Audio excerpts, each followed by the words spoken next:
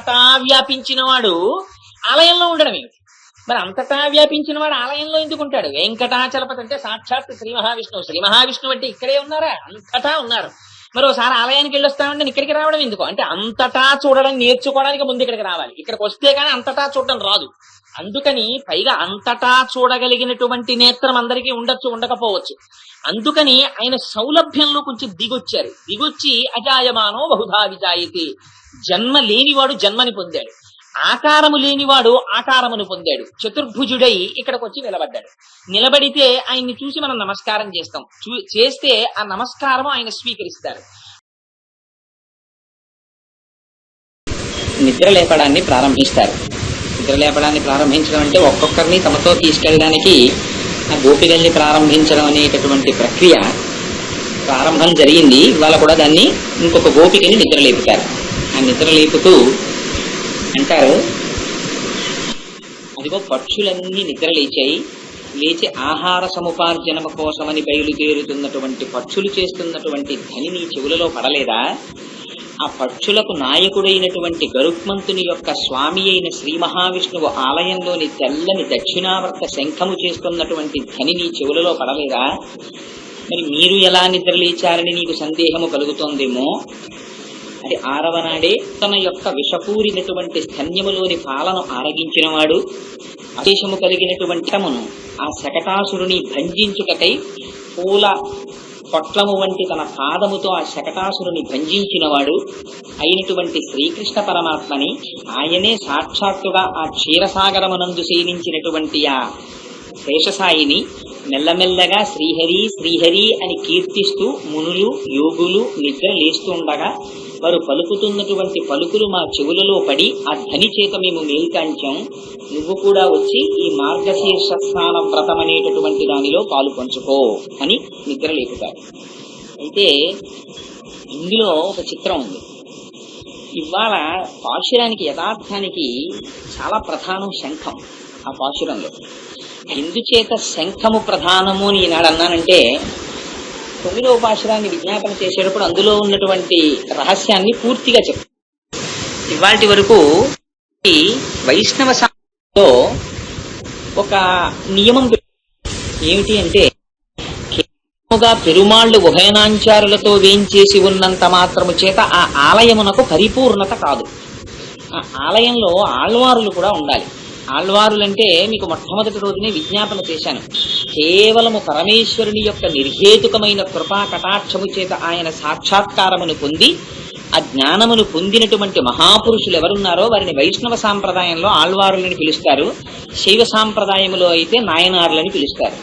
వారు వైష్ణవ సాంప్రదాయములో 12 శైవ సాంప్రదాయంలో 63 మంది నాయనార్లని పెద్దలు విజ్ఞాపన చేస్తారు. అందులో వైష్ణవ సాంప్రదాయంలో పరాశర భట్టర్లు ఒక స్తోత్రం చేశారు. అందులో ఆయన అన్నారు, భూతం సరశ్చ మహదాహ్వయ భట్టనాద శ్రీభక్తి సార కులశేఖర యోగివాహాన్ భక్తాంగ్రిరేణు పరకాల యతీంద్ర మిశ్రాన్ అని ఆ శ్లోకం చెప్తూ అందులో 12 మంది ఆళ్వారులకు బదులుగా 10 మంది ఆళ్వారులను స్తోత్రం చేసినట్లుగా కొందరంటారు. ఎందుచేతనంటే 12 ఆళ్వారులలో 10 మంది ఆళ్వారులు చాలా ప్రధానమని, అందుచేత ఆ 10 మంది ఆళ్వారులను సేవించిన తరువాతనే భగవంతుని యొక్క దర్శనమని, అమ్మవారి దర్శనం చేసి అయ్యవారి దర్శనం చేయడం అనేటటువంటిది వైష్ణవ సాంప్రదాయంలో ఒక నియమమని, అందుచేత 10 మంది ఆళ్వారులని కొందరంటారు. కానీ అందులో అదే శ్లోకంలో భూతం సరశ్చ మహదాహ్వయ భక్తనాద శ్రీభక్తి సార కులశేఖర యోగి వాహాన్ అన్న చోట్ల శ్రీ అనేటటువంటి అతన్ని వేరు చేసి చూపించి ఆ శ్రీకారము చేత గోదాదేవిని చేరుస్తారు. ఇక శ్రీభక్తి సార కులశేఖర యోగి వాహాన్ భక్తాంగ్రిరేణు పరకాల యతీంద్ర మిశ్రాన్ శ్రీమత్ పరాంకుశమునిం ప్రణతోస్మి నిత్యం అన్న చోట ఆ యతీంద్ర మిశ్రాన్ అన్న చోట ఆ మిశ్రాన్ అన్న మాటని వేరు చేసి మధురకవి ఆళ్వారిని చేరుస్తారు. చేర్చి మొత్తం 12 ఆళ్వారులు అని ఒక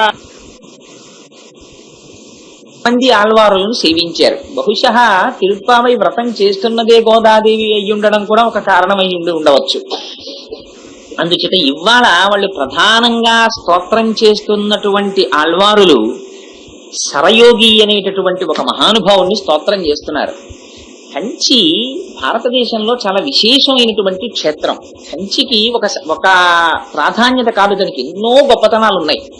అది 8 గొప్ప పట్టణాల్లో ఒకటి. ఆ తరువాత విశేషించి ఏకాంబరేశ్వరుడుగా పరమశివ స్వరూపం ఉండడం, అక్కడే అమ్మవారి శక్తిపీఠం ఉండడం, కంచి పీఠం ఉండడం, వరదరాజస్వామి వారి దేవాలయం ఉండడం. ఆ కంచికి కరిశైలము అని ఒక పేరు. కరిశైలము అంటే ఏనుగు యొక్క ఆకృతి ఎలా ఉంటుందో ఆ కొండ అలా ఉంటుంది. చేత ఆ 2 దంతముల మధ్యలో ఉన్నటువంటి విమానం ఎలా ఉంటుందో ఆ విష్ణు విమానము అలా ఉంటుంది. ఆ వరదరాజస్వామి వారి దేవాలయం. ఆ క్షేత్రంలో ఆ పరమేశ్వరుణ్ణి కేవలముగా నమ్ముకుని జీవితాన్ని సాగించినటువంటి మహాపురుషులు ఎందరో ఉన్నారు. అందులో కేవలం ఇప్పటికీ ఒక 100 సంవత్సరాల క్రితం ఒక పరమ విష్ణు భక్తుడు ఒక ఆయన ఉండేవారు.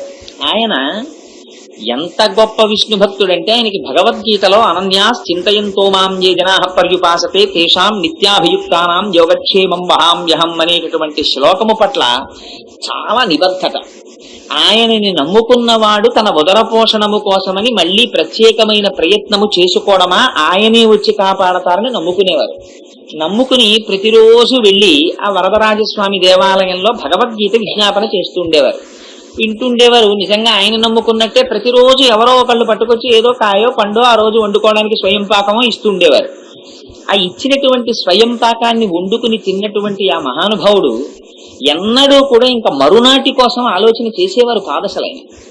ఆ రోజు ఎవరైనా ఏదైనా పట్టుకొస్తే ఆ రోజుకి తినడం, రేపటి రోజన్న దాని గురించి చింత లేదు. ఆ సాయంకాలం వెళ్ళి వరదరాజస్వామి పెరుమాళ్ దగ్గర కూర్చొని భగవద్గీత చెప్పుకోవడం అంతే. ఇలా ఉండగా ఒకనాడు మధ్యాహ్నం అయిపోయింది, 3 అయిపోయింది, 4 అయిపోయింది, సాయంకాలం 6 గంటలకి ఈయన భగవద్గీత ప్రవచనం చేయవలసినటువంటి సమయం అయిపోతోంది. తెచ్చి స్వయం పాకం ఇచ్చినవాడు లేడు, భార్యా బిడ్డలు తాను ఆకలితో అలమటించిపోతున్నారు. అలమటించిపోతూ ఆయనకి కించెత్ ఆగ్రహం కలిగింది. ఇంత నమ్ముకున్నాను పరమాత్మని, కనీసం ఇవాళ నేను తినడానికి భోజనం కూడా దొరకలేదని ఆ భగవద్గీతని తిప్పి అందులో అనన్యాశ్చింతయంతో మాం ఏ జనాః పర్యుపాసతే అన్న శ్లోకాన్ని బొగ్గుతో గీసేశారు. ఆయన్ని నమ్ముకున్నాను, నాకు ఇచ్చింది ఏమిటి, ఇవాళ పూట భోజనం కూడా నాకు లభించలేదు అని సాయంకాలం అన్యమనస్కంగానే గీతా ప్రవచనం చేయడానికి దేవాలయానికి వెళ్ళారు. వెడితే సరే ప్రవచనం చేయడానికి వచ్చిన వారు కాబట్టి దేవాలయంలో ముందు స్వామి దర్శనానికి తీసుకెళ్తే స్వామివారి దర్శనానికి వెళ్ళేటప్పటికీ స్వామివారి ముఖమండలం మీద బొగ్గుతో గీతలు కనపడితే ఆశ్చర్యపోయి అదేమిటి ఇవాళ స్వామివారి ముఖమండలం మీద బొగ్గుతో గీతలు గీశారు ఏమిటన్నాడు. అంటే అక్కడ అర్చకులు అన్నారు, మీకు బొగ్గుతో గీతలు ఏం కనపడుతున్నాయి, మాకేం కనపట్టలేదు, ఆయన చాలా ప్రసన్న వదనంతో ఉన్నారు స్వామి అన్నారు. ఏమిటి నాకు బొగ్గుతో గీతలు కనపడి చాలా వాడిపోయిన ముఖంతో కనపడుతున్నారేమిటి అనుకున్నారు. చిత్రం ఏమిటంటే ఆ రోజున స్వామివారు తనకి తినడానికి ఆహారము లభింప చేయలేదన్న ఆగ్రహంతో ఈయన ఉన్నప్పుడు పెట్టినా వాడే ఇచ్చినా వాడే, వాడు ఎందుకు ఇవ్వలేదో ఇవ్వాలని వాడికి తెలియదా, అమ్మ పెట్టకపోవడం కూడా ఒక్కొక్కనాడు అనుగ్రహమే, అందుకని వారే చూస్తారని వారి భార్య అన్నారు. ఆ రోజు సాయంకాలం ప్రవచనం చేసి ఇంటికి తిరిగి వచ్చే లోపల ఎక్కడి నుంచో ఒక మహాపురుషుడు ఎడ్లబళ్ళ మీద 1 సంవత్సరమునకు సరిపడ కావలసినంత గ్రాసం పట్టుకొచ్చి ఇంట్లో ఇచ్చాడు. ఆయన భార్యకి ఇచ్చి, అమ్మా ఇది వారికి తినడం కోసం ఏర్పాటు చేశాం, 1 సంవత్సరం పాటు వారి ఇంకా ఏమీ చూసుకోక్కర్లేదు, భగవద్గీతని బొగ్గులతో గీసేయద్దని చెప్పండి అని చెప్పి వారు వెనక్కి తిరిగి వెళ్ళిపోతుంటే ఆయన్ని దిగబెట్టడానికి వచ్చింది ఆవిడ. దిగబెట్టడానికి వస్తే ఇంకా ఆయన గడప దాటుతుండగా వరండాలోనే ఉన్నవారు ఉన్నట్టుగా అంతర్ధానం అయిపోయారు. ఆవిడ చాలా ప్రీతి పొందింది. ఓహో భగవానుడు దర్శనం ఇచ్చాడు నాకు అని సంతోషించింది. ఈ విష్ణు భక్తుడు వెనక్కి వచ్చారు. వస్తే ఇదిగో 1 ఏడాది పాటు గ్రాసం ఇచ్చారు, కానీ నేను చెబితే మీరు తొందరపడ్డారు, ఇది మనం తెలుసుకోవలసిన సత్యం. ప్రవచనం చేసే వాళ్ళందరూ మహాపండితులను అనుకుంటారేమో, అందులో నాలాంటి వాళ్ళు ఉంటారు. పుట్టినే చెప్పడం వరకే, అసలు ఆచరణ ఏమి ఉండదు.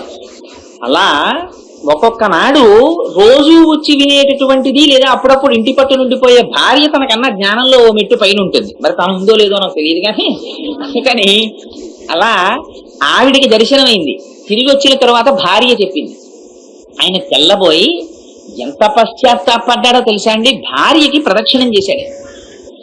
ఎంత అదృష్టవంతురాలివే, ఇన్నాళ్ళు భగవద్గీత చెప్పాను కానీ ఈ నిబద్ధత నాకు కలగలేదు, నీకు కలిగింది, అందుకని పరమాత్మ నీకే దర్శనం ఇచ్చారు, నీ చేతికే అందించారని ప్రదక్షిణం చేశారు.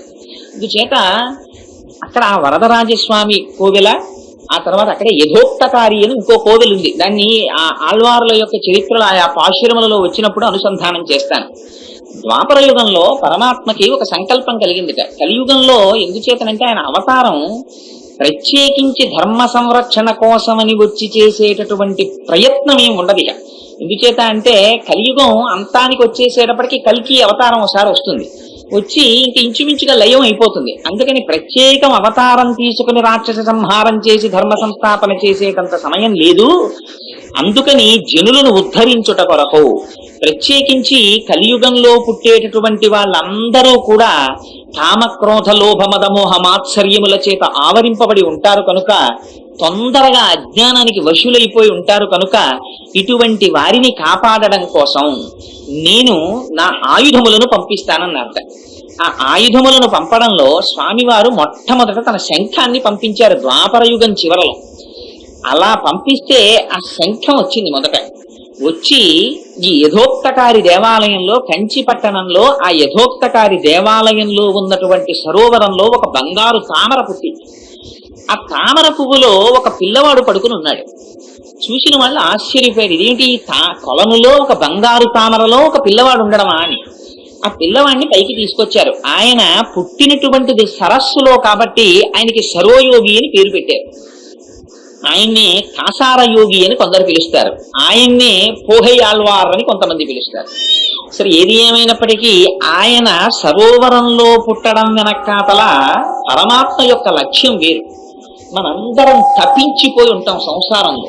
ఈ తపించిపోయి సంసారమునందు మగ్గునులైనటువంటి వారిని ఉద్ధరించడం కోసమని మొట్టమొదట తన శంఖము యొక్క అంశని పంపించారు. ఆయన వచ్చి మహానుభావుడు ఈ జాతిని ఉద్ధరించడం కోసమని ఎన్నో విషయాలను చెప్పి ఉన్నారు.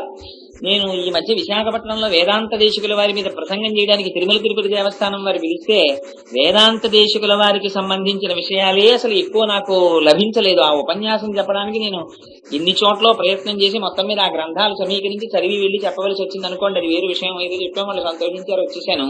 కానీ ఎందుకు చెప్తున్నానంటే, మరి ఆ సరోయోగి మహానుభావుడు, ఆయన మొట్టమొదట వచ్చినటువంటి ఆళ్వారు, ఆయన ని ఇవాళ కీర్తిస్తోంది తల్లి. అసలు మొట్టమొదటి ప్రయోజనం వైష్ణవులు దేవాలయంలోకి ప్రవేశించినప్పుడు ఆ ఆళ్వారులని మొట్టమొదట సేవిస్తారు. ఎందుచేత అంటే మొట్టమొదట మహాపురుషుల యొక్క భాగవతుల యొక్క అనుగ్రహము ప్రసరిస్తే భగవంతుని యొక్క అనుగ్రహమును పొందడము తేలిక. అందుకని ఆ ఆళ్వారులలో మొదటి వారు కనుక, ఆయన శంఖము యొక్క అంశలో వచ్చిన వారు కనుక ఇవాళ తల్లి ప్రత్యేకించి శంఖము గురించి మాట్లాడుతుంది. అందుకని ఆ పాశురం చెప్పడంలో ఎంత చిత్రమైన మాట అంటే, ఆ మొదలు పెట్టడమే అలా మొదలు పెట్టింది ఆవిడ. పక్షులు ఆహార సముపార్జనకై తెల్లవారిందని బయలుదేరి వెళ్లేటప్పుడు చేసినటువంటి ధనులు నీ చెవులలో పడలేదా అని అడిగింది. ఇక్కడ పక్షి అంటే మీకు గత 2-3 రోజులుగా నేను విజ్ఞాపన చేస్తున్నాను. పక్షి అంటే మహాపురుషుణ్ణి సూచిస్తారు. ఆ పక్షికి 2 రెక్కలు ఉంటాయి. ఈ పక్షి చెట్టు మీద ఉంటుంది. దీనికి తెల్లవారిందని ఎవరు చెప్తారో మనకి తెలియదు. అది శీతాకాలం అవనివ్వండి, వేసంకాలం అవనివ్వండి, ఏ కాలం అవనివ్వండి, అది తెల్లవారుజామున నిద్రలేస్తుంది. లేచినటువంటిది మౌనంగా ఉండదు, ఏదో ఒక కూత కూస్తుంది. ఆ కూత కుయ్యడం పక్షికి సహజంగా వచ్చిన అలవాటు. అది కృతకంగా నేర్చుకున్నది కాదు, ఇది తెలుసుకోవాలి. కృతకంగా నేర్చుకుని వచ్చి మాట్లాడినది కాదు, సహజముగా పరమేశ్వరుడు ఇచ్చిన అలవాటు పక్షికి కూత. అది పరమేశ్వరుని పనుపున వచ్చిన పక్షి. ఎవరు? ఆ సరోయోగి. దేని కొరకు? కూత కుయ్యడానికి. ఏ కూత? చీకటిలో మగ్గునులైనటువంటి వారిని జీవితాన్ని తెల్లవార్చుకోండి, లేవండి అని లేపడానికి. చీకట్లో ఏమవుతుంది? ఏమీ తెలియదు, తమోగుణం ఆవరిస్తుంది. కారణ శరీరంతో సుషుప్తిలో ఉండిపోతాడు. ఆ ఉండిపోతే ఏమీ తెలియదు, అజ్ఞానావస్థ. అటువంటి అజ్ఞానావస్థలో చీకటిలో సర్వము లయమైపోయినటువంటి పరిస్థితి ఎలా ఉంటుందో, అజ్ఞానం చేత ఆవరింపబడినటువంటి మన దశ అలా ఉంటుంది. అటువంటప్పుడు మన నిద్రలేపి అది చిట్ట చివరి రాత్రి అనగా చిట్ట చివరి జన్మ చెయ్యడానికి మహాపురుషుల యొక్క మాటలు చెవులలో పడాలి ముందు. అందుకని భక్తికి శ్రవణంతో మొదలు. శ్రవణం, కీర్తనం, విష్ణోహ స్మరణం, పాదసేవనం, అర్చనం, వందనం, దాస్యం, సఖ్యం, ఆత్మనివేదనం. ఆయన ఎక్కడో ప్రత్యేకం నేర్చుకుని వచ్చి చెప్పినది కాదు. కూత కుయ్యడం పక్షికి ఎంత సహజమో మహాపురుషులకు అది ఎంత సహజం. వారు ఏమి కోరుకుంటారు? వారు ఆకాశమునందు విహరిస్తూ ఉంటారు. నిన్నటి నుంచి చెప్తున్నాడు, జ్ఞానము ఆచరణ ఈ రెండూ ఉండాలి మహాపురుషులకి. లోపల జ్ఞానం ఉండాలి, దానికి తగినట్టుగా పైన నడువడి ఉండాలి. ఈ రెండే రెండు రెక్కలు. ఈ రెండు రెక్కలలో ఏ రెక్క లేకపోయినా వాళ్ళు ఎగరలేరు. అందుకని రెండు రెక్కలతో సంతతము విహరిస్తూ ఉంటారు. అలా విహరించేటటువంటి స్వభావం ఉన్నటువంటి పక్షి కూస్తోంది. పక్షులు కూస్తాయి, కానీ ఆ కూసినటువంటి కూతలు చెవులలో పడాలంటే మీ మనస్సు అక్కడికి వెళ్ళాలి. ఇంటి నిండా, ఇంటి చుట్టూ చెట్లు ఉంటాయి, ఆ చెట్ల నిండా పక్షులు పొద్దున్నే కూస్తుంటాయి. అందుకే మీకు సుప్రభాతం దగ్గర నుంచి కూడా పక్షులతో ప్రారంభం చేస్తారు.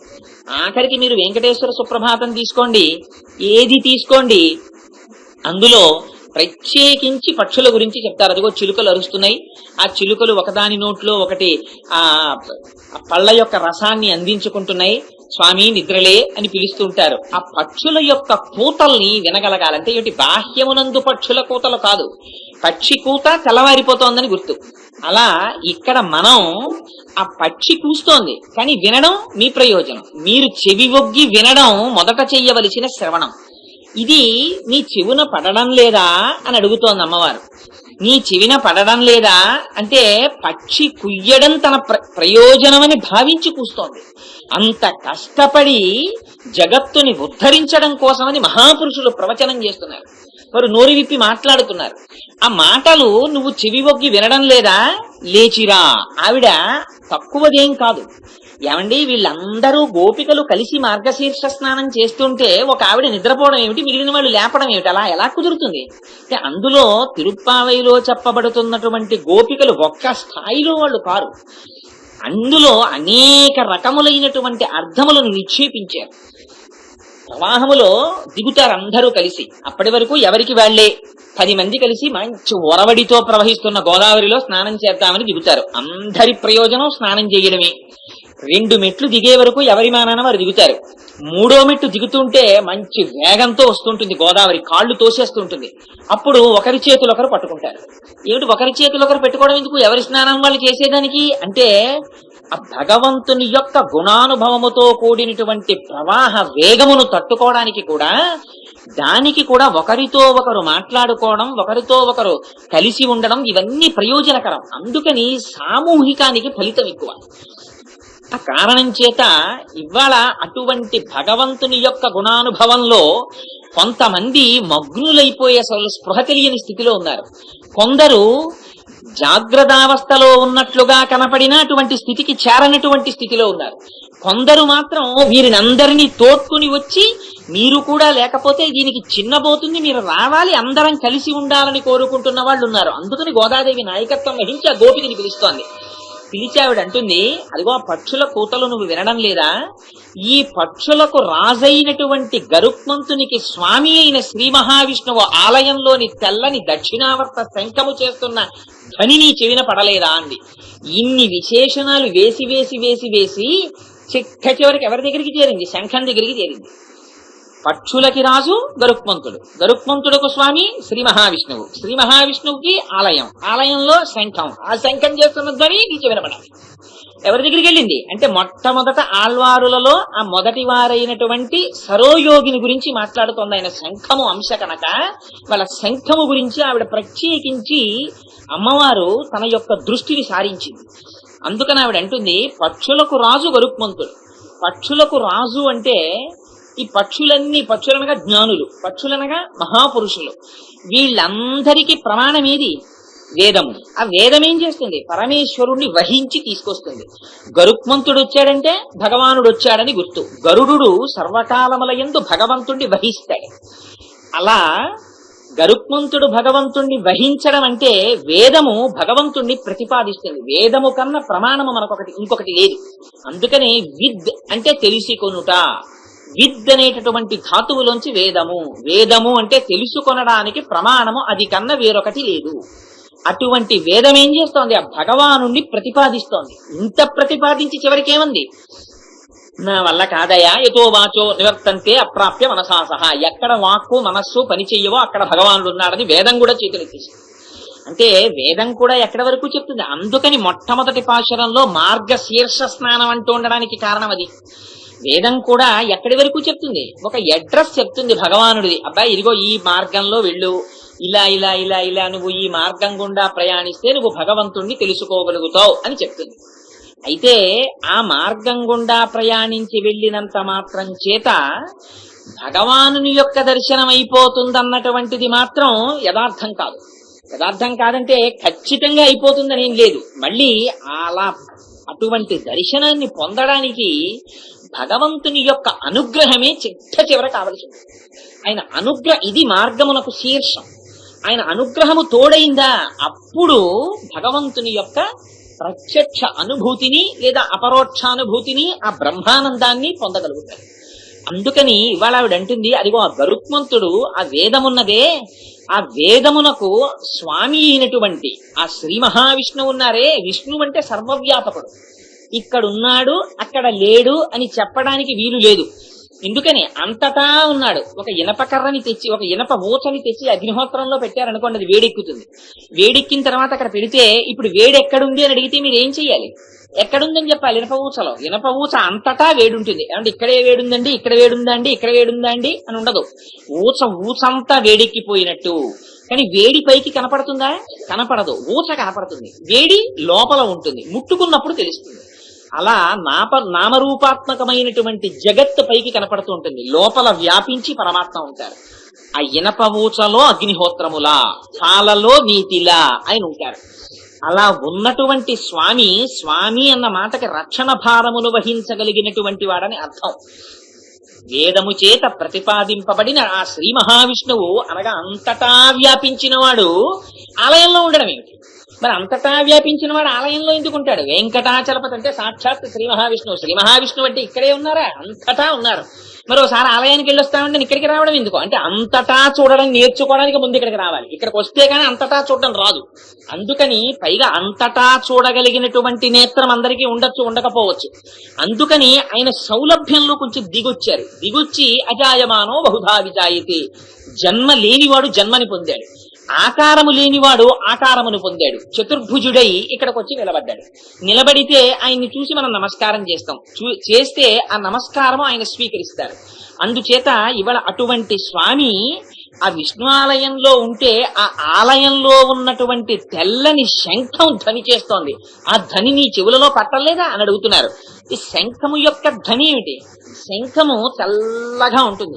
తెల్లనితనము సత్వగుణానికి పోలిక. సత్వము ఉద్భుతమైతే తప్ప భగవంతుని వైపుకి ఆభిముఖ్యం కలగదు. అసలు లోపల సత్వం ఉంటుంది, రజస్సు ఉంటుంది, తమస్సు ఉంటుంది. ఇవి మారి మారి మారి మారి ఉద్భుతమవుతుంటాయి. ఏదో ఒక్క గుణము ఎప్పుడూ ఉండదు. సత్వం ఉందనుకోండి, ఒకసారి దేవాలయానికి వెళ్ళాలనిపిస్తుంది, అయ్యో 4 మాటలు విందామనిపిస్తుంది, వినయ విధేయతలతో ప్రవర్తించాలనిపిస్తుంది. అయితే ఎల్లకాలము సత్వం ఉండదు. ఈ సత్వాన్ని పక్కకి తోసి రజోగుణం పైకొస్తుంది. ఈ రజోగుణం పైకొస్తే వెంటనే కోరికలు పుడతాయి, ద్వేషించాలనిపిస్తుంది, రకరకాలైనటువంటి భావాలు మనస్సులోంచి వస్తాయి. దీన్ని తోసి తమోగుణం వస్తుంది, అలసట వస్తుంది, సోమరితనం వస్తుంది, నిద్ర వస్తుంది, ఇవన్నీ వస్తాయి. రోజులో ఇవన్నీ మనం అనుభవించట్లేదండి. ఉదయం లేచి సంధ్యావందనంతో మొదలు పెడితే సత్వగుణం, ఆ తర్వాత ఇంకా ఆఫీస్కి వెళ్లే ముందు నిన్న నా ఫైల్ ఇట్టాను, ఏమైందో వాడు సంతకం పెట్టాడో పెట్టలేదో 3 రోజులు అయిందని వాడి మీద కోపంతో రజోగుణం. ఆ తర్వాత ఆఫీస్కి వెళ్ళిన తర్వాత ఏదో రావాల్సిన పేమెంట్ రాలేదంటే 70 మందిని తిట్టడం, రజోగుణం. ఆ తర్వాత సాయంకాలం ఇంటికి వచ్చిన తర్వాత అలిసిపోయి నిద్రపోవడం, తమోగుణం. 3 తిరగట్లా. ఏ ఒక్క గుణంలో ఎవరు ఉండిపోతున్నారు? ఒక్కొక్క గుణం డామినేట్ చేసేస్తే ఒక్కొక్క రకమైనటువంటి ప్రవృత్తి ఏర్పడిపోతుంది. రజోగుణం డామినేట్ చేసింది రావణాసురుని యొక్క జీవితాన్ని. వాడు రాక్షసుడే అయిపోయాడు. కాబట్టి తెలుసుకో, కారణం బంధమోక్షయో. ఇక్కడ నీ గుణాల్ని నువ్వు వాచ్ చేస్తూ ఉండాలి. ఎవ్వరుండరండి జడ్జి. ఎవడి కర్మకి వాడే అనుభవిస్తాడు. అందుకని వేరొకరు చేస్తే, ఎవరికి ఆకలేస్తే వాళ్ళు అన్నం తినాలి, ఎవరికి దాహం వేస్తే వాళ్ళు నీళ్లు తాగాలి, ఎవరికి నిద్ర వస్తే వాళ్ళు నిద్రపోవాలి, ఎవరిని ఉద్ధరించుకోవాలనుకున్నవాడు వాడి ప్రవర్తనని వాడు చెక్ చేసుకోవాలి. అందుకని ప్రయత్నపూర్వకంగా రజస్సుని తమస్సుని చూసుకుని సత్వగుణంలో ప్రవర్తించడానికి ప్రయత్నం చేస్తారు. అయితే అలా ప్రయత్నం చేసినంత మాత్రాన ఉండిపోతుందా అండి అంటే దాన్ని, అందుకే మహానుభావుడు రమణ మహర్షి చెప్పినా, శంకరాచార్యులు వారు చెప్పినా, వేరొకరు చెప్పినా, ఎవరు చెప్పినా తలకొట్టుకుని అదే చెప్తారు. నాయన లోపల నుంచి ఒక్కసారి ఆ కామం కలిగినా, కోరిక కలిగినా, కోపం వచ్చినా, లోభం వచ్చినా ఓసారి చెక్ చేసుకో. ఎక్కడి నుంచి వస్తోంది ఇది? ఇక్కడి నుంచి వస్తోందని ఓసారి వాచ్. ఎంత అందంగా ఉంటుందో నిజంగా. వాచింగ్ కన్నా అందం ఇంకోటి ఉండదు. అని నిన్ను నువ్వు తెలుసుకోగలుగుతావు. ఇంతకన్నా పాఠం, ఇంతకన్నా సత్యం ఇంకోటి లేదని. అటువంటి సత్వగుణం ఉద్భుతమైతే ఆ శంఖము యొక్క నాదం వినపడుతుంది. ఆ శంఖము యొక్క నాదము మన కర్తవ్యాన్ని గుర్తు చేస్తుంది. శంఖము యొక్క నాదము రెండింటికి గుర్తు. పూజలో శంఖాన్ని పూరిస్తారు. శంఖాన్ని పూరిస్తే మనం కూడా పూజలో ప్రతిరోజు ఒక మాట చెప్తాం, గంట కొడతాం, గణగణగణగణమని. ఎందుకు గంట కొట్టడం? మనకి ఈ సంప్రదాయాన్ని ఎంత జాగ్రత్తగా పెట్టారంటే పెద్దలు, ఈ గంట కొట్టడం అనేటటువంటి అలవాటు చాలా వాటిలో తీసుకెళ్లి పెట్టేశారు. తెలిసో తెలియకో ఫైర్ బెల్ దగ్గర నుంచి అన్నింటికి గంటే. క్లాసులో పాఠం అయిపోతే, పీరియడ్ అయిపోతే గంట. ఇంకోటి పెట్టుకోకూడదా? గంటే కొడతారు. బెల్ అయిపోయిందండి అంటారు, గంట కొట్టేస్తారు. ఇక్కడైనా గంట కొట్టేస్తారు, ఎక్కడైనా పూజలోనైనా గంట మోగిస్తారు. ఘంటానాదం వినపడుతోందన్నా, శంఖానాదం వినపడుతోందన్నా దాని వెనకాతల కొన్ని రహస్యాలున్నాయి. గంట మోగిస్తే ఆగమార్థంతు దేవానాం గమనార్థంతు రక్షసాం అని గుర్తు.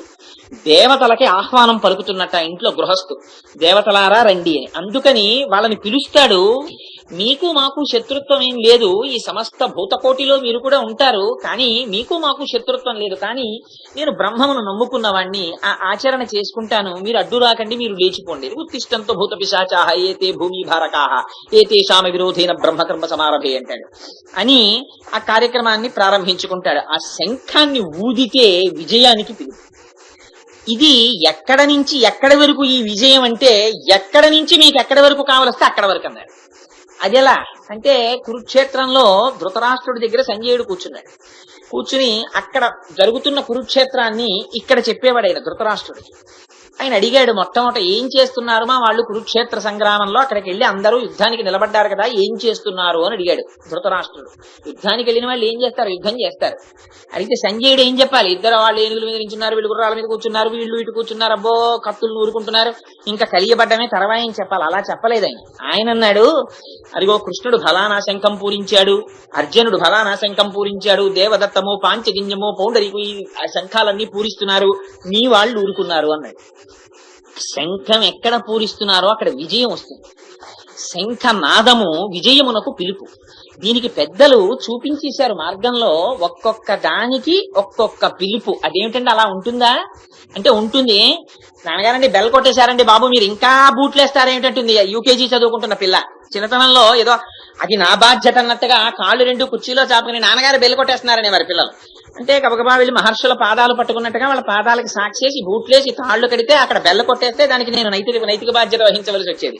అందుకని సరే వాళ్ళ చిన్నతనం అదో అందం అనుకోండి. అందుచేత ఆ శంఖాన్ని ఒక్కొక్కటి జరిగితే ఒక్కొక్క దానికి పిలుపు. తెలిసో తెలియకో కంచం పట్టుకొచ్చి కొట్టారనుకోండి, పితృదేవతలకి దయ్యాలకి పిలుపు. ఇంట్లో బిందెల్లో చప్పుడు. ఇవన్నీ నేనే కృతకంగా చెప్తున్నాను అనుకుంటున్నారేమో, యథార్థంగా చిన్నతనంలో మమ్మల్ని బిందిలో పరిగెత్తుకుంటూ ఆడుకుంటూ వచ్చేసి నీళ్లు తాగడానికి ఆ గ్లాసు గభాల బిందిలో ముంచే కట్టంగా చప్పుడు వచ్చేది. మా అమ్మమ్మ గారు వాళ్ళును ఇంట్లో దెబ్బలాడేవారు, ఏమిట్రా బిందిలో గ్లాస్ అంత చప్పుడు చేస్తావు, చప్పుడు చేయకుండా నీళ్లు తీలేవా అంటుండేవారు. వీడికి ఇంత బాగా బింది చప్పుడు అయితే అనుకునేవాళ్ళం. ఆ తర్వాత చదివి ఆశ్చర్యపోయాం. బింది చప్పుడు చేస్తే అస్తమానం బిందిలికి చప్పుళ్ళు ఎక్కడవుతాయో అక్కడికి పిశాచాలు వస్తాయి. పైగా మరమరాలు ఒకటి చల్లుతారు, మరమరాలకి చాలా తొందరగా ఆవాహన అవుతాయి. కానీ పేలాలు ఎక్కడ చల్లుతారో అక్కడికి దేవతలు వస్తారు. అందుకని హోమాలు జరిగే చోట, యజ్ఞాలు జరిగే చోట పేలాలు చల్లుతుంటారు. సరే కొన్ని వెళ్ళిపోతుంటే మరమరాలు చల్లుకుంటూ వెళ్ళిపోతుంటారు.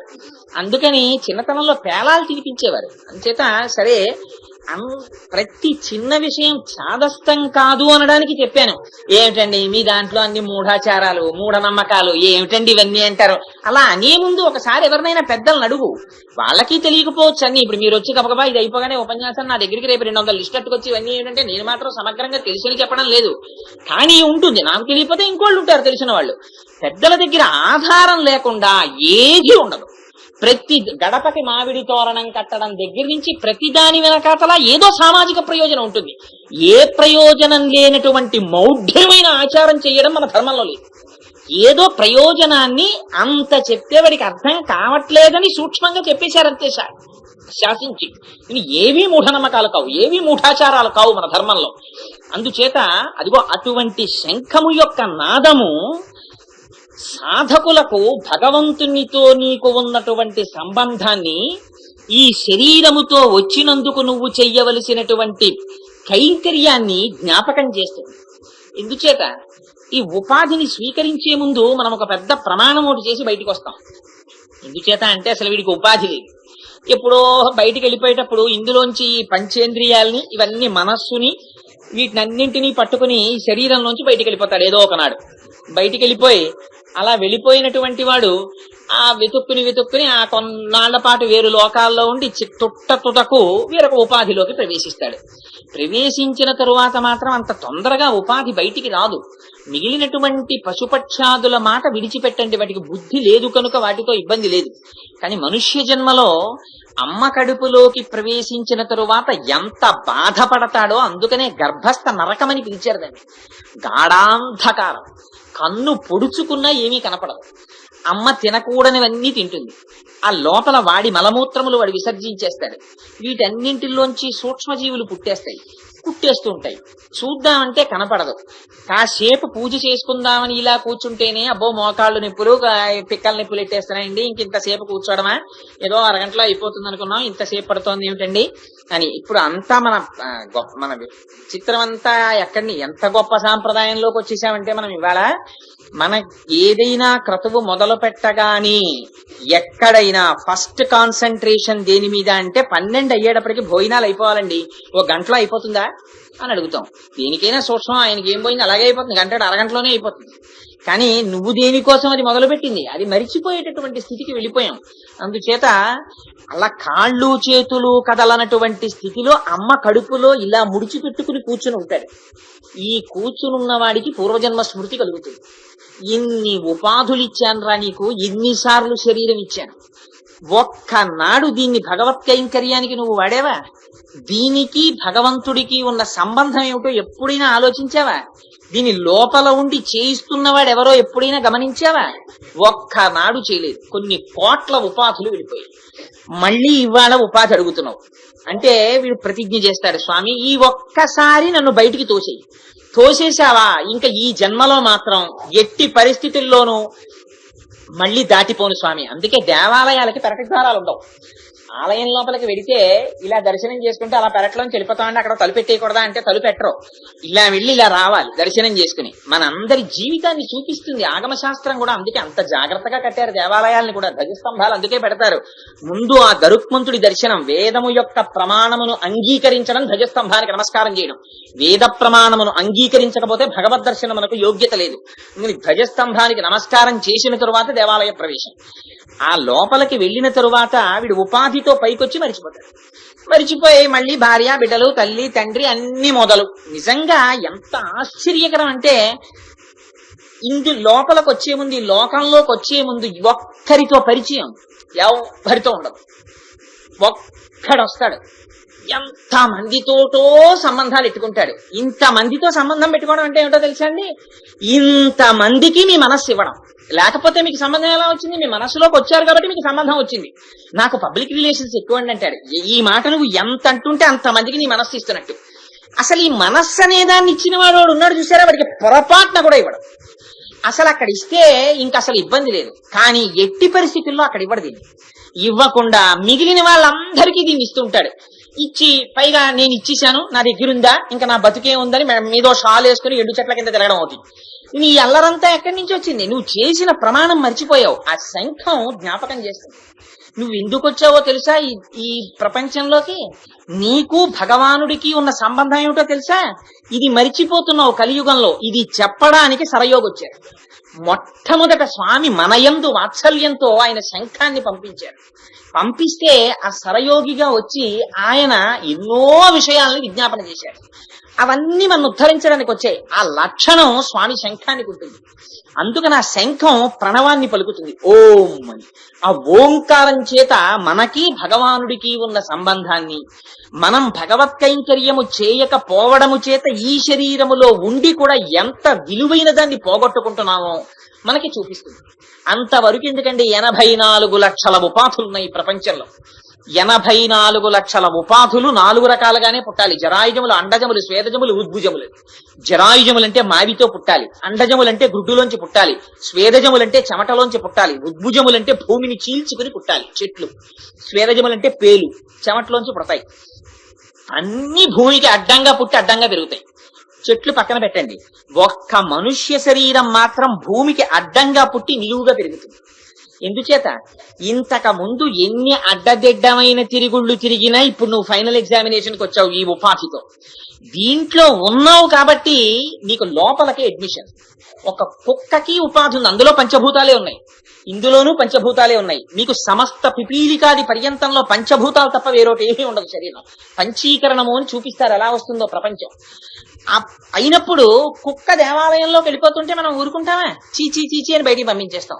ఒక ఆవుదూడ ఇలా వచ్చిందనుకోండి, ఏమో పూర్వజన్మ సంస్కారం వచ్చిందనుకోండి, మనం లోపలికి వెళ్ళనివ్వం, బయటికి పంపిస్తాం. ఒక పిల్లిని వెళ్ళనివ్వం, ఒక పక్షిని వెళ్ళనివ్వం. కానీ వాటికన్నా హీనమైన సంస్కృతి ఇక్కడ ఉన్న ఈ ఉపాధిలో ఉన్నందుకు లోపలికి రాణిస్తాం. అందుకని ఎంత గొప్ప ఉపాధి ఆ కోణంలో చూసినప్పుడు ఇది. ఇటువంటి ఉపాధితో వచ్చి నువ్వు భగవానుడికి చేస్తున్న కైంకర్యం ఎంత నీ జీవితంలో దీని గురించి నేను బ్రహ్మవాదిని వ్యాఖ్యానం ఒక వ్యాఖ్యానం చదివితే నిజంగా ఇంకా వేరే ఏం అక్కర్లేదు, మెల్లగా ఏం మాట్లాడలేదు ఆవిడ బాగా ఇనపకర్రోటి కాల్చి వాతలెట్టి మాట్లాడింది ఆ పుస్తకంలో. ఒక రోజు ఉదయం నిద్ర లేచిన దగ్గర నుంచి నిస్వార్థంగా ఏ కోరిక లేకుండా నీ భార్యతో ఎంతసేపు మా ఆవిడని, మా బుజ్జిని, మా కన్నని రకరకాల పేర్లెట్టుకుని పిలుచుకుని భార్యతో గడిపావో, ఎన్ని ముద్దు పేర్లెట్టుకుని పిల్లలతో గడిపావో, ఎన్ని ముద్దు పేర్లెట్టుకుని ప్రపంచంతో గడిపావో, కడుపులో ఎంత ద్వేషం పెట్టుకుని ఇతరులతో కలిసి ప్రవర్తించావో, ఎంతసేపు నిష్కల్మషంగా భగవంతుడి దగ్గరికి వెళ్ళి నిలబడ్డావో లెక్కవి. 24 గంటల్లో ఎన్ని సెకండ్లు నువ్వు భగవంతుడి దగ్గర నిలబడుతున్నావు. అలాగా in terms of hours and minutes ఒక జీవి కాలంలో ఎంత కాలం నీకు భగవంతుడికి ఉన్న అనుబంధాన్ని యథార్థంగా నువ్వు అనుభవిస్తున్నావు. కోట్ల ఉపాధి వచ్చినటువంటి సమయం వెళ్ళిపోవట్లేదు. ప్రత్యాయాంతికతాః పునర్న దివసాః కాలో జగద్భక్షకః లక్ష్మీస్తో యతరంగ భంగ చపలా విద్యుచ్చలం జీవితం తస్మాన్ మాం శరణాగతిం కరుణయాత్వం రక్ష రక్షాధున. ఇది చెప్పడానికి వచ్చారు సరయోగి. అందుకనైన నీటిలోని తామరలో పుట్టారు. బురదలో ఉంటుంది తామర, కానీ సూర్యుడిని అభిముఖంగా చూసుకుని వికసిస్తుంది. సంసారములో ఉన్నట్టుంటారు, కానీ బ్రహ్మమును అనుసరిస్తారు, జ్ఞానమును కోరుకుంటారు. పంకమునకు పువ్వు తగలదు, పంకము పైన పువ్వు విరుస్తుంది, కానీ ఉండేది బురదలోనే ఉంటుంది. సంసారములో ఉండి తరించడానికి ప్రయత్నిస్తారు. అందుకని తామర పువ్వులో పుట్టారు మహానుభావుడు ఆ సరయోగి. ఆ సరయోగి ఆయన ఇది భగవంతుని యొక్క కారుణ్యం. అందుకని శ్రీమన్నారాయణని ఆలయంలోని శంఖం, ఆయన పంపించిన శంఖం, ఆయన చెప్పిన ఆ వేదాంతం, ఆయన చెప్పిన మాటలు ఈ శంఖము యొక్క ప్రణవం. ఆయన మనకి భగవంతునికి ఉన్న సంబంధాన్ని చెప్పారు. మనం పరమేశ్వరుడి పట్ల నిజాయితీగా ప్రవర్తించవలసిన ప్రవర్తన చెప్పారు. నిజంగా దరిద్రంలో ఉన్న వాళ్ళం ఉన్నామండి మనం. భగవంతుడికి నెలకి మనకొచ్చే జీతంలో ఎప్పుడో 20 ఏళ్ల తర్వాత పిల్లలకి రాబోయే ఇంజనీరింగ్ సీటుకి ఇప్పటి నుంచి రికరింగ్ డిపాజిట్ కడతాం. వచ్చే ద్రవ్యంలో ఒక్క 50 రూపాయలు పక్కన పెట్టి ఇది నాది కాదు పరమేశ్వరుడిది అని ఒక 10 నెలలు అయ్యేటప్పటికి 500 రూపాయలతో స్వామివారికి అమ్మవారికి పట్టుబట్టలు కట్టుకొని కన్నుల నీళ్లు కారుతుండగా, స్వామి నాళ్ళకి నా చేతో 2 పట్టుజత నీకు తీసుకొచ్చానయ్యా అని ఆర్తితో తెచ్చి అక్కడ నేను నా జీవితంలో ఇవ్వగలిగానా? వేరొకరిని అనను నేను, ఎందుకు ఇంకొకరిని ఉద్దేశించి అంటాం, అనడానికి నాకున్న అధికారం ఏమిటి? కానీ ఎంతమందిని మన ద్రవ్యాన్ని వినియోగిస్తున్నాం. ఇంత కష్టపడి తెచ్చి దాచినది తొట్టతుదన ఎంత నీతో వస్తోంది. కింవానేన ధనేన వాజి కరిభి ప్రాప్తేన రాజ్యేన కింవా పుత్ర కలత్ర మిత్ర పశుభి దేహేన గేహేన కిం జ్ఞాతైత క్షణ భంగురం సపతిరోత్యద్యం మనోదూరత స్వాత్మార్థం గురువాక్యతో భజ భజ శ్రీ పార్వతీ వల్లభం. ఇవన్నీ మారిపోయేవి. తెచ్చుకున్న సంపద లీస్ట్ అటాచ్డ్, దానికి అస్సలు సంఘం ఉండదు. వీడు మరణించినప్పుడు కూడా అది అలాగే ఉంటుంది బ్యాంకులో. వాడికి గోదానం చేస్తే వాడు ఉద్ధరింపబడతాడంటే నన్ను ఇన్ని కష్టాలు పడి సంపాదించాడే అని బ్యాంకులో పెట్టి ఆ బీరువాలో పెట్టిన డబ్బు గబగబా బయటికి వెళ్ళిపోయి ఓ ఆవుగా మారిపోయి వచ్చేం దానం చేయించదు. అది అలాగే ఉంటుంది వేరొకరు తీకపోతే. కింవానేన ధనేని వాజి, సంపాదించిన స్కూటర్లు, ఎయిర్ కండిషన్డ్ కార్లు, లేకపోతే ఇంకో జీపులు, అంటే నేను ఎవరిని ఉద్దేశించి ఈ మాటలు అనడం లేదు, జగత్తు గురించి చెప్పిన మాట చెప్తున్నాను. ఈ సంపాదించేవి ఎక్కడి వరకు వస్తాయి? వీడి అంచేష్టి సంస్కారానికి కొత్త కర్రలు తేవలసి వచ్చినప్పుడు కూడా కారు అలాగే స్టార్ట్ అయి పెడుతుంది. కింవానేన ధనేన వాజి కరిభి ప్రాప్తేన రాజ్యేన కిం, నేను పాలించానన్న రాజ్యం కారే రాజులు రాజ్యములు గెలువరే గర్వోన్నతిని పొందరే వారేరి సిరి మూట కట్టుకొని పోవంజాలిరే భూమిపై పేరైనం కలదే సిరి ప్రముఖులను ప్రీతిని యశక్కాములై ఈరే కోర్కెలు వరలంతలపరే ఈ కాలమున్ భార్గవ అంటాడు బలిచక్రవర్తి. ఏమి వచ్చేస్తున్నాయి వెనకాతల. భార్య భార్య అన్న భార్య తలుపు వరకు, కొడుకు కొడుకన్నవాడు రుద్రభూమి వరకు, నాదని చూపించిన శరీరం కట్టెలలోకి, తొదన తాను సంపాదించిన పాపపుణ్యాలను ఒక్కటినే వెట్టి మూటలో పెట్టుకుని వీడొక్కడు వెళ్ళిపోతాడు. రావడం ఒక్కడు, వెళ్ళిపోవడం ఒక్కడు. ఈ మధ్యలో ఉన్నటువంటి నాటక రంగంలో నడిపించిన వాడు లోపలుంటే వాడి కైంకర్యం ఒక్కనాడు జరగట్ల. అరే రే, ఎంత స్వతంత్రంగా ప్రవర్తిస్తున్నావురా, నీ ఒంట్లో ఓపికన్నన్నాళ్ళు నిన్ను వాడుకుంటున్నారా. యావత్విత్తోపర్జన సక్తస్తావన్ నిజ పరివారో రక్త పశ్చాత్ జీవతి జర్జర దేహే వార్తాకోపిన పృచ్చతి గేహే. వృద్ధాప్యం వచ్చేటప్పటికి వెనక ఇంత పిసరు ఆస్తి ఉంటే ఆ ఆస్తిని లాగేసుకుని తల్లిదండ్రులు బయటకు పంపిస్తున్న తల్లిదండ్రులు లేరా? ఆనాడు అరే రే ఇంత కష్టపడి పెంచావురా పిల్లల్ని, వాళ్ళు తను పెంచు దొంగలవు తనయుల నొల్ల కల్లరి బొమ్మయవు కాయంబు నొల్ల అద్దె కొంపల బోలు ఆ లోకమొల్ల సుద్దులింకేల ఏ సుద్దుల నొల్ల నీవెనా భాగ్యంబు నీవెనా గతివి నీవెనా బంధుండ నీవెనా సుఖము అన్నారు. అందుకే మానస పూజలో ఏవి వెంటొచ్చి. కానీ ఈ లోపల ఉండి ముసలితనంలో నువ్వు తిన్నదాన్ని తాగిన దాన్ని నీకు యశస్సుని నీ ఊపిరిని ఇన్నింటిని వాడు ప్రతి క్షణం చూస్తే వాడికి నమస్కారం ఎప్పుడు చేశావురా? బాలస్తావత్ క్రీడాసక్త తరుణస్తావత్ తరుణీసక్త వృద్ధస్తావత్ చింతాసక్త పరసే బ్రహ్మణి కోపిన సక్త. నీకు బాల్యం ఆటల్లో అయిపోయింది, యవ్వనం ఆడవాళ్ళతో అయిపోయింది, వృద్ధాప్యం చింతతో అయిపోయింది, పాపం నీకు బ్రహ్మం గురించి ఆలోచించేంత సమయం ఎక్కడుందిలే అన్నారు శంకరాచార్యులు వారు. అలా వెళ్ళిపోతోంది. ఇది జ్ఞాపకం చేస్తోంది శంఖం. జాగ్రత్త పడు రా, దేనికోసం వచ్చావో అది మరిచిపోతున్నావు, వచ్చి భగవత్ కైంకర్యం చెయ్యి, ఒక్కసారి ఆయనకి నమస్కారం చెయ్యి, ప్రయత్నపూర్వకంగా ప్రదక్షిణం చెయ్యి, స్వామి ముందు శిరస్సు ఉంచు, నీకు ఆయనకి ఉన్న సంబంధాన్ని గుర్తు పెట్టుకో అని చెప్తోంది శంఖం. చెప్పడానికి వచ్చారు మొట్టమొదట సరయోగి. ఎప్పుడు? కలియుగానికి ముందే వచ్చారు ద్వాపరం చివర్లో. అందుకని మొట్టమొదటి ఆళ్వారుల్ని దర్శనం చేస్తోంది, మొట్టమొదట వారు చెప్పిన సూక్తుల్ని జ్ఞాపకం తెచ్చుకుంటోంది, మహాపురుషుల యొక్క మాటలు మనస్సులో పెట్టుకుంటోంది, తనని తాను ఉద్ధరించుకున్నట్లుగా నటిస్తోంది. ఆవిడను ఉద్ధరించుకోవడం ఆవిడ భూదేవి అంశ, ఆవిడ నిత్యానపాయని ఎప్పుడు స్వామితో ఉండేది. మనని ఉద్ధరించడానికి వ్రతాన్ని పైకి చెప్పింది. కానీ ఆ పక్షులకు నాయకుడైన గరుక్మంతుని స్వామి అయిన విష్ణువు యొక్క ఆలయములోనున్న తెల్లని దక్షిణావర్త శంఖము చేస్తున్న ధ్వని నీ చెవులలో పడలేదా? లేచిరా అని పిలిచి గోపికని మేమెలా లేచి వచ్చాము అని నీకు అనుమానం కలుగుతోందా?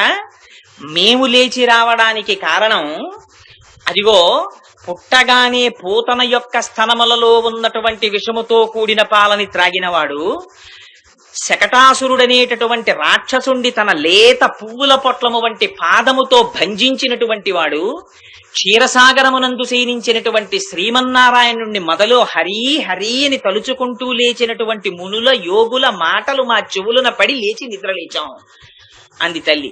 ఈ మాటలలో ఒక గొప్ప రహస్యం పెట్టింది.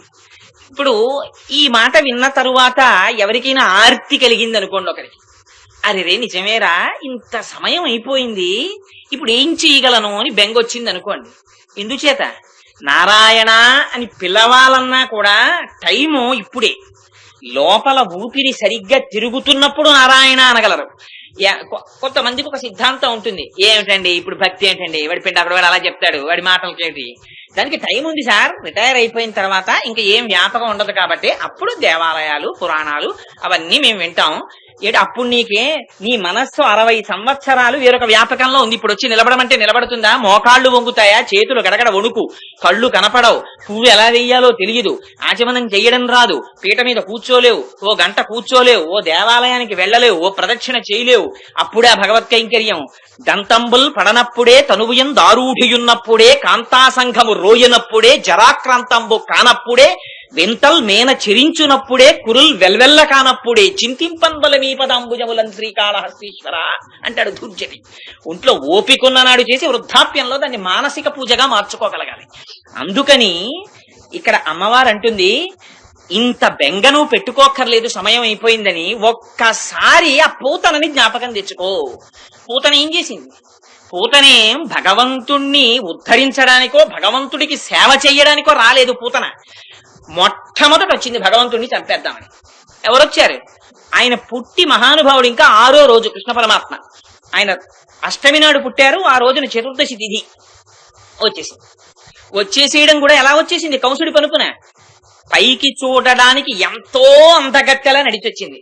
సిరిమమ్మున్ ప్రతకంగ చూచుటకొనై శృంగార వేషంబుతో నరుదేనోపనటంచు గోపికలు జిహ్మల్ రాక తత్పరలై చూడ లతాంగిపోయి కనియన్ పర్యంక మధ్యంబునం బరు భస్మానల తేజు దుర్జన వధ ప్రారంభకున్ భింబకున్ అన్నారు పోతన గారు.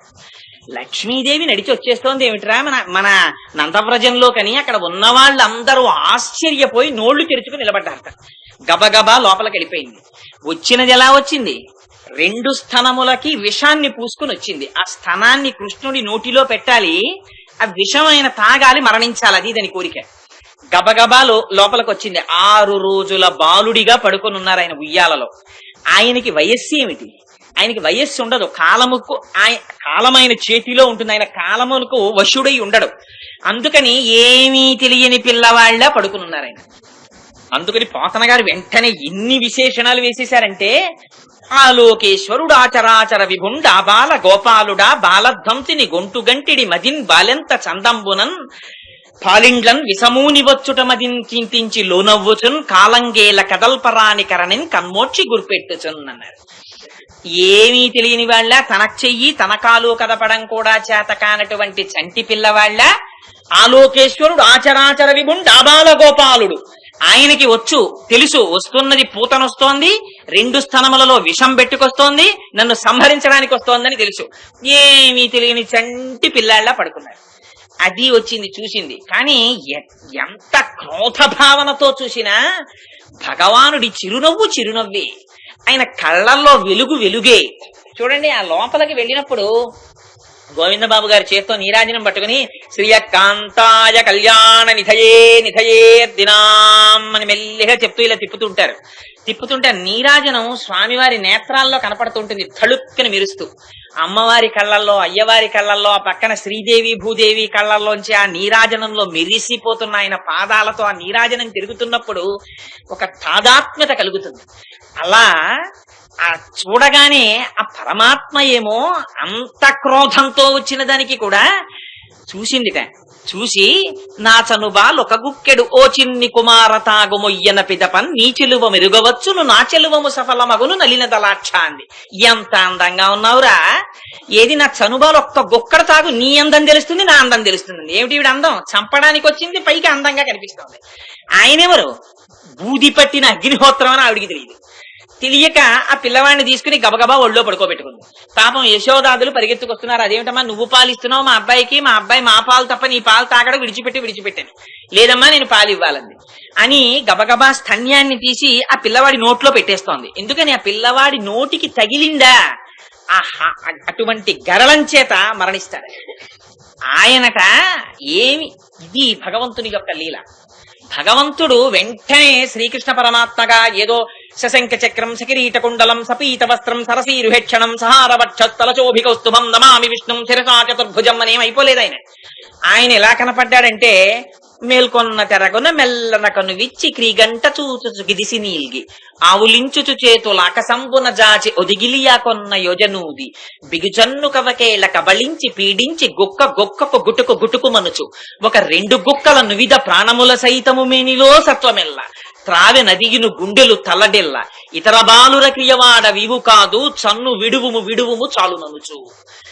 ఏమీ తెలియని వాళ్ళ 2 కళ్ళు ఇలా విప్పలేక విప్పిన వాళ్ళ చూసి ఒక్కసారి కాళ్ళు చేతులు ఇలా పైకెత్తి ఒళ్ళు విరుచుకుని పెద్ద ఆవలించి అమ్మ స్తన్యాన్ని పట్టుకున్నట్టుగా ఆ చిన్ని వేళ్లతో కూడిన చేత్తో ఇలా పట్టుకోలేని వాళ్ళ పట్టుకుని నోరు పెట్టి గుట్టుక్కమని 2 గుక్కలు తాగట్ట. గుట్టుకు నువిధ ప్రాణముల మేనిలో సత్వమెల్ల ఆ ప్రాణాల్ని విషంటిని 2 గుక్కలు. ఆయన కాళ్ళు పట్టుకుంటే ద్వందాలు పోతాయి. కుక్కల్లో తాగేసేటప్పటికీ అమ్మనాయనో ఇంతకు ముందు ఎందరికో పాలిచ్చి చంపేశాను రా, నువ్వెవడెవరా నా ప్రాణాలు లాగేస్తున్నావని చన్ను విడువుము చాలు నన్ను వదిలే అంటోంది ఈవిడ. పట్టి విడువరాదు నా చేయి అని త్యాగరాజు గారు అన్నట్టు ఒకసారి పట్టుకుంటే వదులుతాడు ఆయన వదలడు. అందుకని ఆయన లాగేసేటప్పటికి నిజ రూపం వచ్చేసింది. దారుణ లాంగూల దంతదండంబులు నగగ పరముబోలు నాసికయ్యను గండశైలాకృతి కలకచ యుగమును విరిసితూలెడు పల్ల వెంట్రుకలును చీకటి నూతుల జనయునేత్రంబులు పెనుదిబ్బ పోలెడు పెద్ద పిరుదు అని ఆ జాగుకట్టల పోలు చెరకోరు హస్తంబు అంకిన చెరువుతో నెనయు కడుపు కలిగి షట్క్రోశ దీర్ఘమై కదిచి చూడ భయదముకు దాని కళేబరము చూచి గోపీజనంబులు గుమికూడి బెగడుచుండిరి మనమున బెదరు కదిని. అది పడిపోతే సామర్లకోట నుంచి కాకినాడ వరకు పడిపోయిందని శరీరం. ఎండిపోయిన చెరువులో ఉందిట కడుపు. చీకటి ఒకే రాక్షసి చంపడానికి వచ్చింది. ఆయన ఎంత లీల ప్రదర్శించారంటే కృష్ణ పరమాత్మ ఆయన అన్నారు, పోతన గారు, విషధరరిపు గమనునికిని విషగళసకు నినికి విమల విషసయ్యనునికిన్ విషభవ జనకునికిని విషకుచటను విషము కొనుట విషమే తలపన్నన.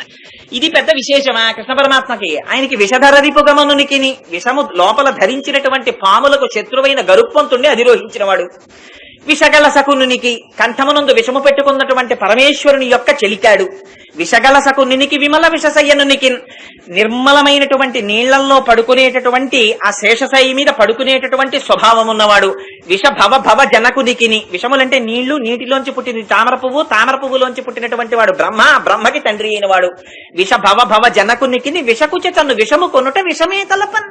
ఒక విషకుచంలో విషం తాగడం పెద్ద విషయమా? తాగిసాడే ఆయన అన్నారు. అయితే చిత్రం ఏమిటంటే అంత పెద్ద శరీరం పడిపోతే దాని మీద ఈయన చంటి పిల్లాళ్ళ వక్షస్థలం మీద పడి ఆడుకుంటున్నారు. ఆడుకుంటుంటే చూడండి, అక్కడే ఒకరు చంపడానికి వచ్చారు, అక్కడే గొప్ప బాలురు ఉన్నారు, గొప్ప బాలికలు ఉన్నారు. వీళ్ళందరూ పరుగునొచ్చి నేలంకూలిన మేటి పెన్నురపుపై నిర్భీతి క్రీడించునో బాలారమ్మని మూపు చేర్చుకుని సంస్పర్శించి ఆరార్చుచున్ గోలాంగూలము తిప్పి గోరజములను చల్లించి గోమూత్రమున్ చల్లి తద్బాలాంగంబుల గోమయం బలదిరా 12 నామంబులన్. ఆయనది ఒక ఆవును తీసుకొచ్చి ఆవు తోక ఆయన చుట్టూ తిప్పుతూ నిన్ను కేశవుడు రక్షించుగాక, హృషికేశుడు రక్షించుగాక, నారాయణుడు రక్షించుగాక, మాధవుడు రక్షించుగాక, గోవిందుడు రక్షించుగాక, శంకరుడు రక్షించుగాక అని రక్ష పెడుతున్నారు. ఈ నామాలన్నీ ఎవరివా నామాలు? ఈ నామాలన్నీ ఆయనవే. ఇది వాళ్ళకి తెలియక్కర్లేదు, వాళ్ళు రక్ష పెట్టేస్తున్నారు. ఆశ్చర్యం ఏమిటో తెలుసా అండి, ఆయన్ని చంపుదామని వచ్చింది పూతన. ఆ శరీరం చూశారు నందులు మొదలైన వాళ్ళు, ఏమిట్రా ఇంత పెద్ద శరీరం రాక్షసి పడిపోయింది, దీన్ని ఎలా కాల్చడం అని పెద్ద పెద్ద రంపాలు అట్టుకొచ్చి కోసేశారు. ఆ శరీరాన్ని కోసేసి పెద్ద కుప్ప వేశారు, దాని మీద ఎండు కర్రలు బారేశారు, అగ్నిహోత్రం వెలిగించారు. అబ్బా చాలా వాసన వస్తుందని పైన ఉత్తరీయాలు ముక్కు కడ్డు పెట్టుకుని పరిగెడుతున్నారు.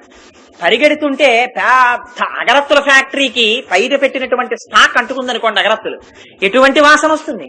అలా రగిలి పొగులు మగువదేహము నుండి అగరు పరిమళముల పగలు వెడలి దేహ కల్మషములు శ్రీహరిముఖమున త్రావబడుట చేసి భూవరేణ్య.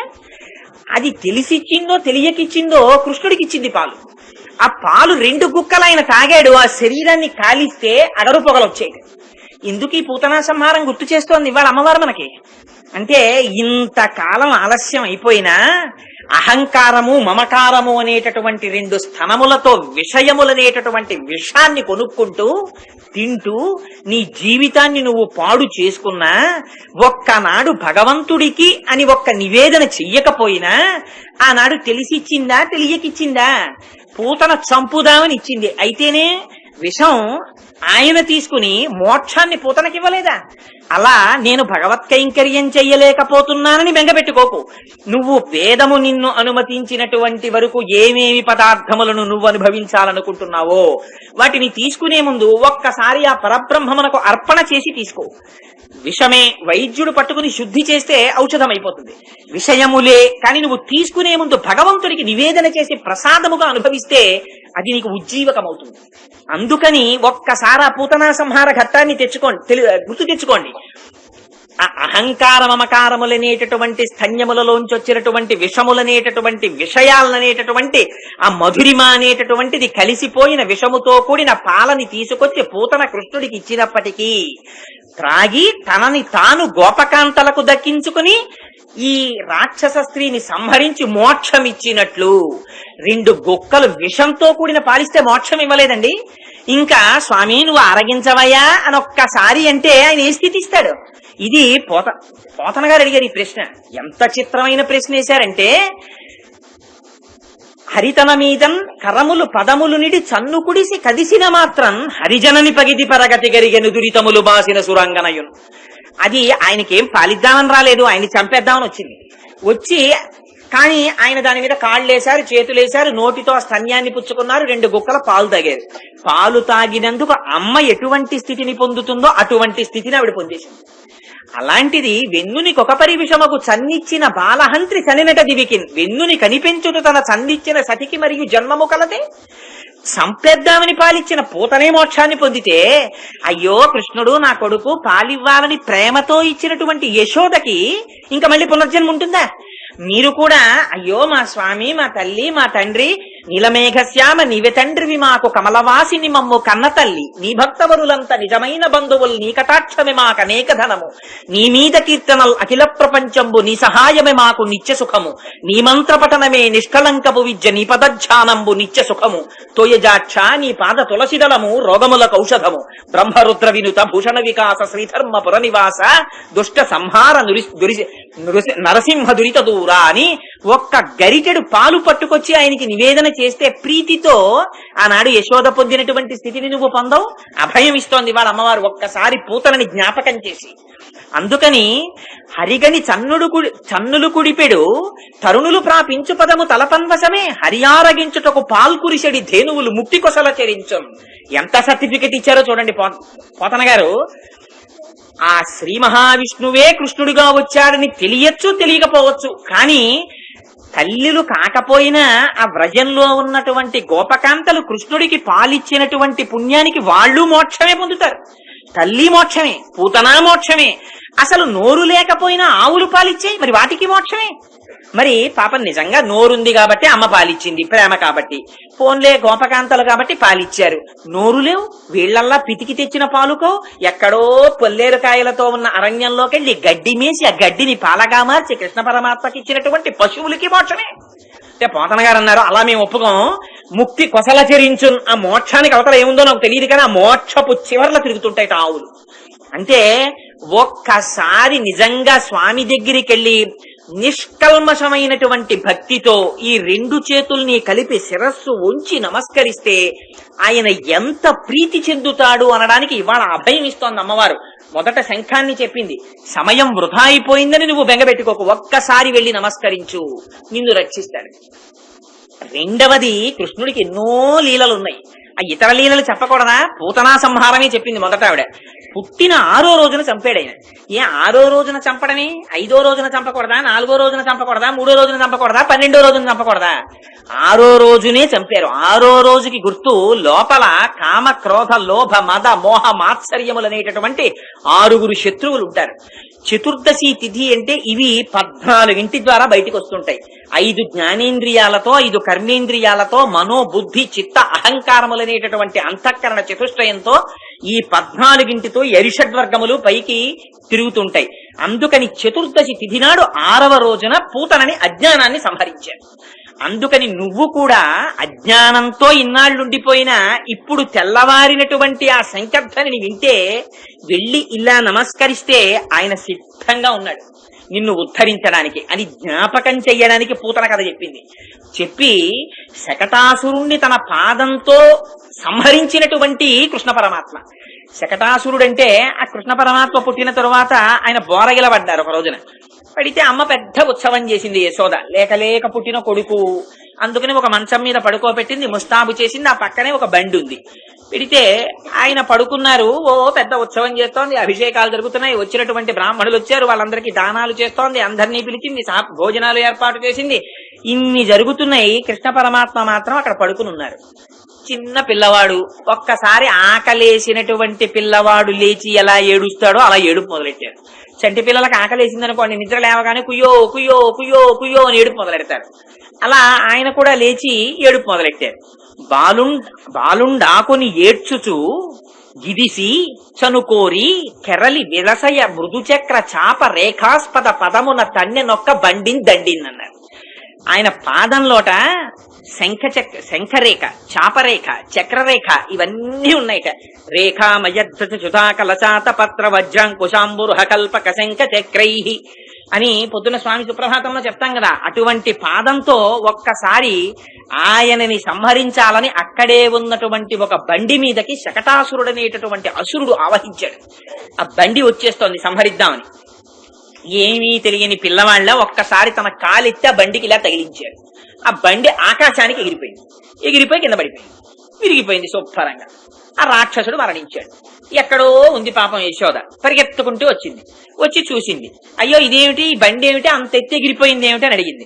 అడిగితే అక్కడ పిల్లలు ఆడుకుంటున్నారు ఆ గదిలో. సాధారణంగా పిల్లలందరూ చోట ఉంటారు, పెద్దవాళ్ళందరూ పనుల్లో ఉంటారు. అది నీ పిల్లల్ని అడిగింది, ఏమైందిరా, ఎందుకు ఎగిరిపోయిందిరా బండి అంది.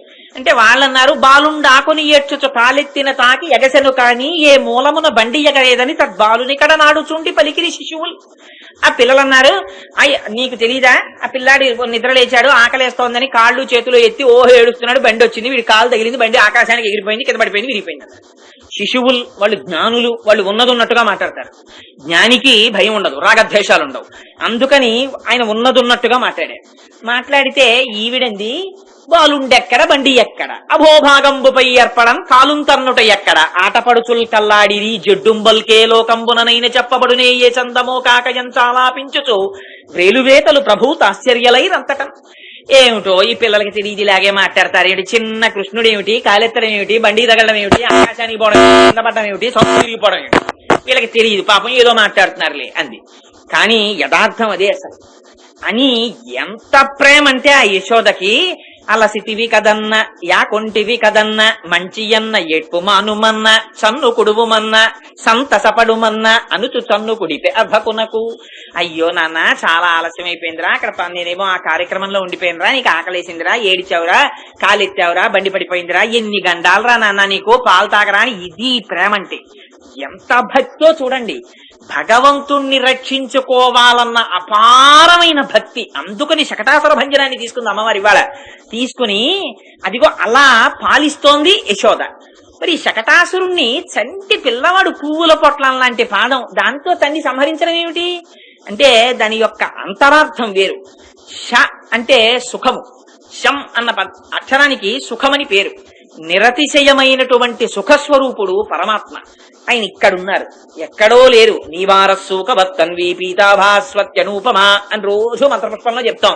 స్వామి ఇక్కడే ఉన్నావయ్యా. బొడ్డులో చిటికిని వేలు పెట్టుకుని పైకి బొటన వేలు పెడితే ఆ బొటన వేలు ఎక్కడ తగులుతోందో అక్కడ వంగినటువంటి పద్మానికి చెట్ట చివర వెలిగేటటువంటి చిన్న కాంతి పుంజంలో తస్య మధ్యే శిఖాయా మధ్యే పరమాత్మ వ్యవస్థిత, ఆ మధ్యలో చిన్న కాంతి బిందువులో నువ్వు వెలిగిపోతున్నావు.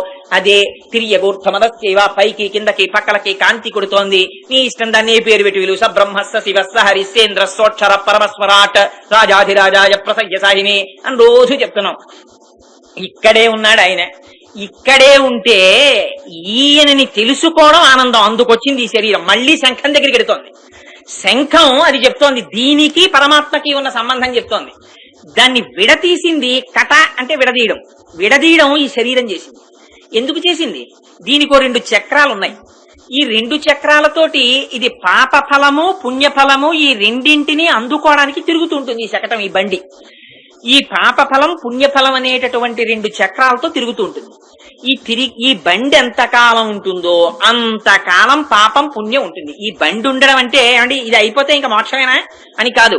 ఈ బండి యందు నీకు ఎంతకాలం లగ్నమై ఉన్నావో అంతకాలం నీకు సంసారం ఉన్నట్టే. ఎప్పుడు దీని లోపల ఉన్నటువంటి వాణ్ణి గుర్తిరిగితే ఆనాడు నువ్వు తెలుసుకోవలసినటువంటి దాన్ని తెలుసుకున్నట్టు. అది తెలుసుకోనంత కాలం, దీని మీద మోహం పెట్టుకున్నంత కాలం అది సుఖము నుంచి విడతీస్తుంది. అందుకని ఆయన్ని నమ్ముకున్నారు గోపికలు. ఆయన అంటే అపారమైన ప్రేమ. వాళ్ళకి కృష్ణుడు భగవానుడు అని తెలియదు, తెలియనక్కర్లేదు కూడా. ఇది భగవానుడు అని వాళ్ళకి తెలియదు. కానీ తెలియకుండానే వాళ్ళు భగవత్కైంకర్యం చేశారు. ఆ చెయ్యడం చేత వాళ్ళ విరోధుల్ని సంహరించాడు, తనని తాను తన వాళ్ళకి దక్కించుకున్నాడు. అలా మీరు కూడా ఇంత కాలమైపోయిందని బెంగ పెట్టుకోకుండా మిమ్మల్ని భగవంతుణ్ణి వేరు చేసినటువంటి ఈ శకటాన్ని భగవంతుడి చుట్టూ తిప్పడం అలవాటు చేస్తే ఆయనే ఒకనాడు ఆయన అనుగ్రహంతో ఆయన పాదాన్ని పైకెత్తుతాడు. ఆ పాదము తగిలిందా ఇంకా సుఖము దుఃఖము పాపము పుణ్యము ఫలితము అని తిరగవలసినటువంటి శకటము లేక ఆయనలో కలిసిపోయేటటువంటి మోక్ష స్థితిని పొందగలరు అని భక్తికి ఎంత పెద్దపీట వెయ్యాలో, ఎందుకు ఈ భూమండలానికి వచ్చామో, మనుష్య శరీరానికి ఉన్నటువంటి గొప్పతనం ఏమిటో, దీనితో మనం చెయ్యవలసినటువంటి పని ఏమిటో ఆనాడు ఆ సరోయోగి మొట్టమొదట వచ్చి భగవంతుని యొక్క శంఖము యొక్క అంశలో ఏది మాట్లాడారో దాన్ని ఇవాళ పాశుర రూపంలో అమ్మవారు జ్ఞాపకం చేస్తోంది. ఇది ఆళ్వారుల దర్శనం చేయడం అంటే. లోపల ఆలయంలోకి వెళ్ళిపోతూ వాళ్ళు కనపడితే ఒకసారి ఇలా అనేసి వెళ్ళిపోవడం ఆళ్వారుల దర్శనం కాదు. వారు చెప్పినటువంటి మాటలని ఒక్కసారి స్మృతిలోకి తెచ్చుకొని, అందుకని ఒక్కసారి భూతం తరశ్చ మహదాహ్వయ భట్టనాథ శ్రీభక్తి సారకులశేఖర యోగి వాహాన్ అని ఆ లోపల వాళ్ళు ప్రతి వాళ్ళ జీవితం, వాళ్ళు చెప్పిన మాటలు, మీకు 9వ పాశురం 10వ పాశురం చెప్పినప్పుడు అందులో రహస్యం చెప్తా. 3 ఆళ్వార్లు కలిసి నిలబడితే పరమాత్మ మధ్యలోకి వచ్చి నిలబడ్డారు. ఆ భక్తి వాళ్ళు ఎలా దర్శనం చేశారో ఒక్కొక్కళ్ళు ఒక్కొక్క రకం దీపం పెట్టి చూశారు శ్రీమన్నారాయణుడిని. అలా ఎలా పెట్టారో దీపాలు, ఆ దీపం పెట్టడంలో ఉన్న రహస్యం ఏమిటో అందులో మొట్టమొదటి మహాపురుషుడు ఆ సరోయోగి. అందుకని తల్లి ఇవాళ వారిని కీర్తన చేస్తూ, అదిగో అటువంటి శకటాసురుణ్ణి పూతనని సంహరించినటువంటి ఆ కృష్ణ పరమాత్మ ఆ క్షీరసాగరమునందు శయనించినటువంటి శ్రీమన్నారాయణుడి కన్నా భిన్నం కాడు. ఆయనే ఈయన. అందుకని ఆయన రూపగుణ విభూతులతో కళ్యాణ గుణములే ఆ పాలు. ఆ పాలల్లో వేయించేసి సర్వకాలముల యందు రక్షించాలనేటటువంటి పూనిక కలిగినటువంటి శ్రీమన్నారాయణుడు ఉన్నాడే, ఆయనే కృష్ణుడిగా వచ్చాడు కనుక తన వారిని తాను రక్షించుకున్నాడు, విరోధుల్ని శిక్షించాడు అని మనకి అభయమిచ్చి ఆ కృష్ణుడికి నమస్కారం చేయి. అటువంటి కృష్ణుణ్ణి అనుభవించినటువంటి యోగులున్నారు, మునులున్నారు. వారు నిద్ర లేచినప్పుట హరిహరి హరిహరి అంటూ నిద్ర లేస్తున్నారట. ఆ మాటలు మా చెవిన పడి మేము నిద్ర లేచాం అంది. ఏమిటది? అది బాహ్యంలో చూస్తే ఏమిటండి వాళ్ళు ఏమిటో లేవడం ఏమిటి, వాళ్ళు హరిహరి అనడం ఏమిటి, వీళ్ళ చెవిలో పడడం ఏమిటి, వీళ్ళ నిద్ర లేవడం ఏమిటి అనిపిస్తుంది. దీనికి మీకు చాలా తేలికగా అర్థం అవడానికి ఉపమానం 9 నెలలు నిండిపోయినటువంటి గర్భిణి పడుకుని ఉందనుకోండి. ఏదో ఆయన వస్తారని అనుకోలేదు ఆవిడ, ఏదో డెలివరీ అయ్యాక వస్తానులే, ఇప్పుడు కుదరదు, ఆఫీసులో చాలా చాలా ముఖ్యమైన పనిలో ఉన్నానన్నాడు. పొద్దున్నే ఎందుకమ్మా లేవడం, నీళ్లు వేసుకుని బాగా అడ్వాన్స్ స్టేజ్ ఆఫ్ ప్రెగ్నెన్సీలో ఉన్నావు కదా, పడుకోని పుట్టింటికి వచ్చింది కాబట్టి తల్లిదండ్రులు ప్రేమతో ఆవిడ పడుకోమన్నారు, పడుకుంది. కానీ పొద్దున్న 6 గంటలకి భర్త యొక్క కంఠం వినపడింది, కాలింగ్ బెల్ కొట్టి. వినపడగానే పెళ్ళవక ముందు తాను ఎంత బలంతో ఉండేదో అలా మంచం నుంచి ఒక్క దూకి పరిగెడుతుందా? పరిగెత్తదు. మెల్లమెల్లగా మంచం నుంచి లేచి కిందకి దిగి మనస్సులో సంతోషం, పైకి నడక మాత్రం జాగ్రత్తగా అడుగులో అడుగేసుకుంటూ గబగబా వచ్చి ఆయన్ని చూస్తుంది. ఎందుకు ఇంతకాలం ఆ భర్త యందు అంత అపేక్ష ఉన్నా ఇవాళ ఎందుకు గబగబా అడుగులు వేసి రాదు? లోపల తనకి ఏ పరిచయం లేకపోయినా గర్భస్థమైనటువంటి శిశువు పట్ల ఉన్నటువంటి రక్షణ పట్ల ఉన్నటువంటి కర్తవ్య దీక్ష. లోపల పిల్లాడున్నాడు, అమ్మో అంత గబగబా వెడితే వాడికి ఏమవుతుందో అన్న బెంగే. ఇన్ని కడవల నీళ్లు తల మీద పెట్టుకున్నా ఆడవాళ్ళు ఒకళ్ళు మాట్లాడుకుంటూ వెళ్ళిపోతుంటారు పల్లెటూళ్లలో. వాళ్ళు వెళ్ళిపోతున్నా మాట్లాడుకుంటున్నా వాళ్ళకి తల మీద ఉన్న కుండ మీద దృష్టి ఉంటుంది, అందుకు నాకు కుండ పడదు. మాటలు వెళ్ళిపోతుంటాయి, కుండ మీద దృష్టి ఉంటుంది. అలా లోపల ఉన్నటువంటి పిండాన్ని రక్షించుకోవడంలో ఈ సర్వకాలముల ఎంత దృష్టి ఉంటుంది. అలా జాగృతిలో ఉన్నా, స్వప్నంలో ఉన్నా, సుషుప్తిలో ఉన్నా ఆయననే తలుచుకోవడం అలవాటైన వాళ్ళు లేచి ఒక్కసారి ఆహా స్వామి స్వామి స్వామి అని మళ్ళీ ఆ వైభవాన్ని తలుచుకుంటూ ఇక్కడే ఉన్నాడు స్వామిని. ఆ ప్రహ్లాదుడు కొండ కొమ్ము మించి కింద పడిపోతూ లక్ష్మీనారాయణలకి దెబ్బ తగులుతుందని గుండెలు పట్టు కింద పడిపోయాడు. ఆయనకి దెబ్బలు తగులుతాయని కాదు, వాళ్ళకి దెబ్బలు తగులుతాయని. అందుకని వాడు వైకుంఠం నుంచి గబగబా చేతులు తాపి లక్ష్మీనారాయణలు పట్టుకున్నారు. అలా ఇక్కడే పరమాత్మని దర్శించి పొంగిపోయేటటువంటి మనస్సుతో చెప్పకుండా ఉండలేక భగవన్నామని చెప్పగలిగినటువంటి మహాయోగి పురుషులైనటువంటి వారు పలికేటటువంటి మాటలు మా చెవులలో పడి మేము నిద్రలేచాం. అంటే ఇది బాహ్య నిద్ర, తామస నిద్ర, లేకపోతే జీవితానికి ప్రయోజనం నేర్చుకోవడమా? జీవిత ప్రయోజన సిద్ధి. అటువంటి సిద్ధిని తాను ఆచరించినట్లు చూపిస్తూ వ్రతాన్ని మిషపెట్టి మన జీవితానికి మార్గదర్శకమైనటువంటి ఉపదేశాన్ని తల్లి ఇవాళ చేస్తోంది. అందుకని లోపల పడుకున్న ఓ గోపిక నువ్వు ఒక్కదానివి బ్రహ్మానందం అనుభవించడము కాదు, 10 మందితో కలిసి అనుభవించడం పరిపూర్ణత, అందుకని లేచిరా అని పిలుస్తూ ఆ పాశురము లోపల ఇన్ని అర్థాల్ని నిక్షేపించి బాహ్యమునందు మనకి ఇంత బోధ ఆ తల్లి చేసినది. వేరొక పాశురాన్ని విజ్ఞాపన చేసి ఆపేస్తాను. మిమ్మల్ని ఎవరిని ఇబ్బంది పెట్టను, అనుకున్న టైంకే పంపించేస్తాను. ఇంకొక పాశురాన్ని విజ్ఞాపన చేయి. నువ్వు చదవడం నాకు కొంచెం విశ్రాంతి అనుమోయ్.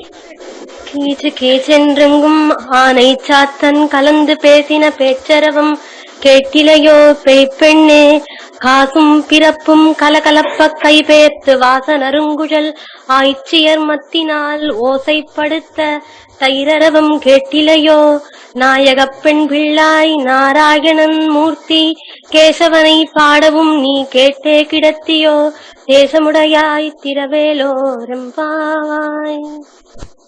ఈ పాశురంలో అంటుంది, ఇదిగో తెల్లవారిపోయింది, భారద్వాజ పక్షులు ఒకళ్ళతో ఒకళ్ళు మాట్లాడుకుంటూ తమ తమ పనుల మీద వెళ్లిపోతున్నారు. ఆ వెళ్లిపోతున్నటువంటి వాళ్ళు చేస్తున్నటువంటి సవ్వడి నీ చెవులలో పడలేదా? లేచి బయటికి రా, మాతో పాటుగా ఈ వ్రతంలో కలిసి పాలు పంచుకో. అదిగో మాకు ఇవాళ ఈ వ్రతంలో పాల్గొనడానికి మాకు ఎలా తెలివి వచ్చింది అని నువ్వు అనుకుంటున్నావేమో. ఆ తెల్లవారడానికి సూచనగా వేసుకున్నటువంటి కొప్పు ముడులలో పువ్వులను తురుముకుని ఆ దదిమధనము చేసేటటువంటి గోపకాంతల యొక్క కేశపాశముల యొక్క ముడులు విడిపోయినప్పుడు వారి కేశములలోని సుగంధము ఆ పువ్వులలోని సుగంధము పైకి వ్యాపిస్తుండగా వారు ఆ చల్ల చేస్తున్నప్పుడు వారి చేతి గాజుల యొక్క ధ్వని, వారి కంఠములో వారు అలంకరించుకున్నటువంటి ఆభరణముల యొక్క ధ్వని, వారు పాడుతున్నటువంటి పాట, ఈ మూడు కలిసి ఆకాశము వరకు వ్యాపించగా ఆ ధ్వని మా చెవులలో పడింది. ఆ ధ్వని విని నువ్వు లేచి రావద్దా?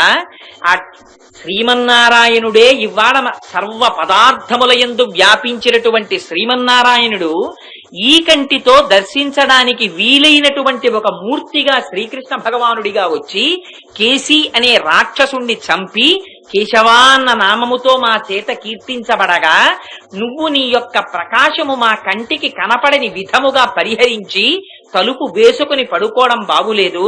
పేపిన్న అంటే ఓ పిచ్చి పిల్ల, తలుపు తెరిచి నీ కాంతి ప్రసరణము మా కంటికి కనపడేటట్టుగా దర్శనమిచ్చి మాతో పాటు వ్రతమునందు పాల్గొనెదవుగాక అని సమాశ్వాసిస్తూ ఈ పాశురాన్ని అమ్మవారు విజ్ఞాపన చేస్తుంది. ఇందులో ఈ పాశురంలో భారద్వాజ పక్షులు తెల్లవారగానే బయలుదేరుతున్నాయంటుంది. ఇందులో ఆ తల్లి ఎన్ని మాటలు చెప్పినా ఆ పక్షుల గురించే ప్రస్తావన చేస్తుంది. ఇందాకటి పాశురంలో సరోయోగి గురించి మాట్లాడింది. ఈ పాశురాన్ని తరువాత పాశురాన్ని రేపటి రోజు పాశురం చెప్పే ముందు ఆ వరసగా వచ్చేటటువంటి ముగ్గురు ఆళ్వార్ల గురించి చెప్పేస్తాను. ఎందుకంటే ఇప్పుడు దాన్ని తీసుకుంటే సమయం పట్టేస్తుంది కనుక ఇప్పుడు కూడా పక్షులతోనే మొదలు పెడుతోంది. అంటే ఇప్పుడు కూడా ఆళ్వార్ల గురించే మాట్లాడుతోంది. ఇప్పుడు కూడా మహాపురుషులతోనే ప్రారంభం చేస్తోంది. పూర్వం భారద్వాజ మహర్షి అని ఒక మహర్షి వేదాలన్నింటినీ చదువుకోవాలనేటటువంటి కుతూహలంతో 300 సంవత్సరముల జీవితాన్ని తీసుకున్నారు బ్రహ్మగారి దగ్గర. 300 సంవత్సరములు జీవించి వేదాధ్యయనం చేస్తే ఇప్పటికి నువ్వెంత నేర్చుకున్నావో తెలుసా అని బ్రహ్మగారు ఆ వేదాన్ని తీసి పోసి చూపిస్తే మొత్తము వేదరాశిలో 3 గుప్పిళ్లు నేర్చుకున్నారు అయినప్పటికీ. ఇంకా మొత్తం వేదరాశిని తెలుసుకోవడం ఎంత కష్టం.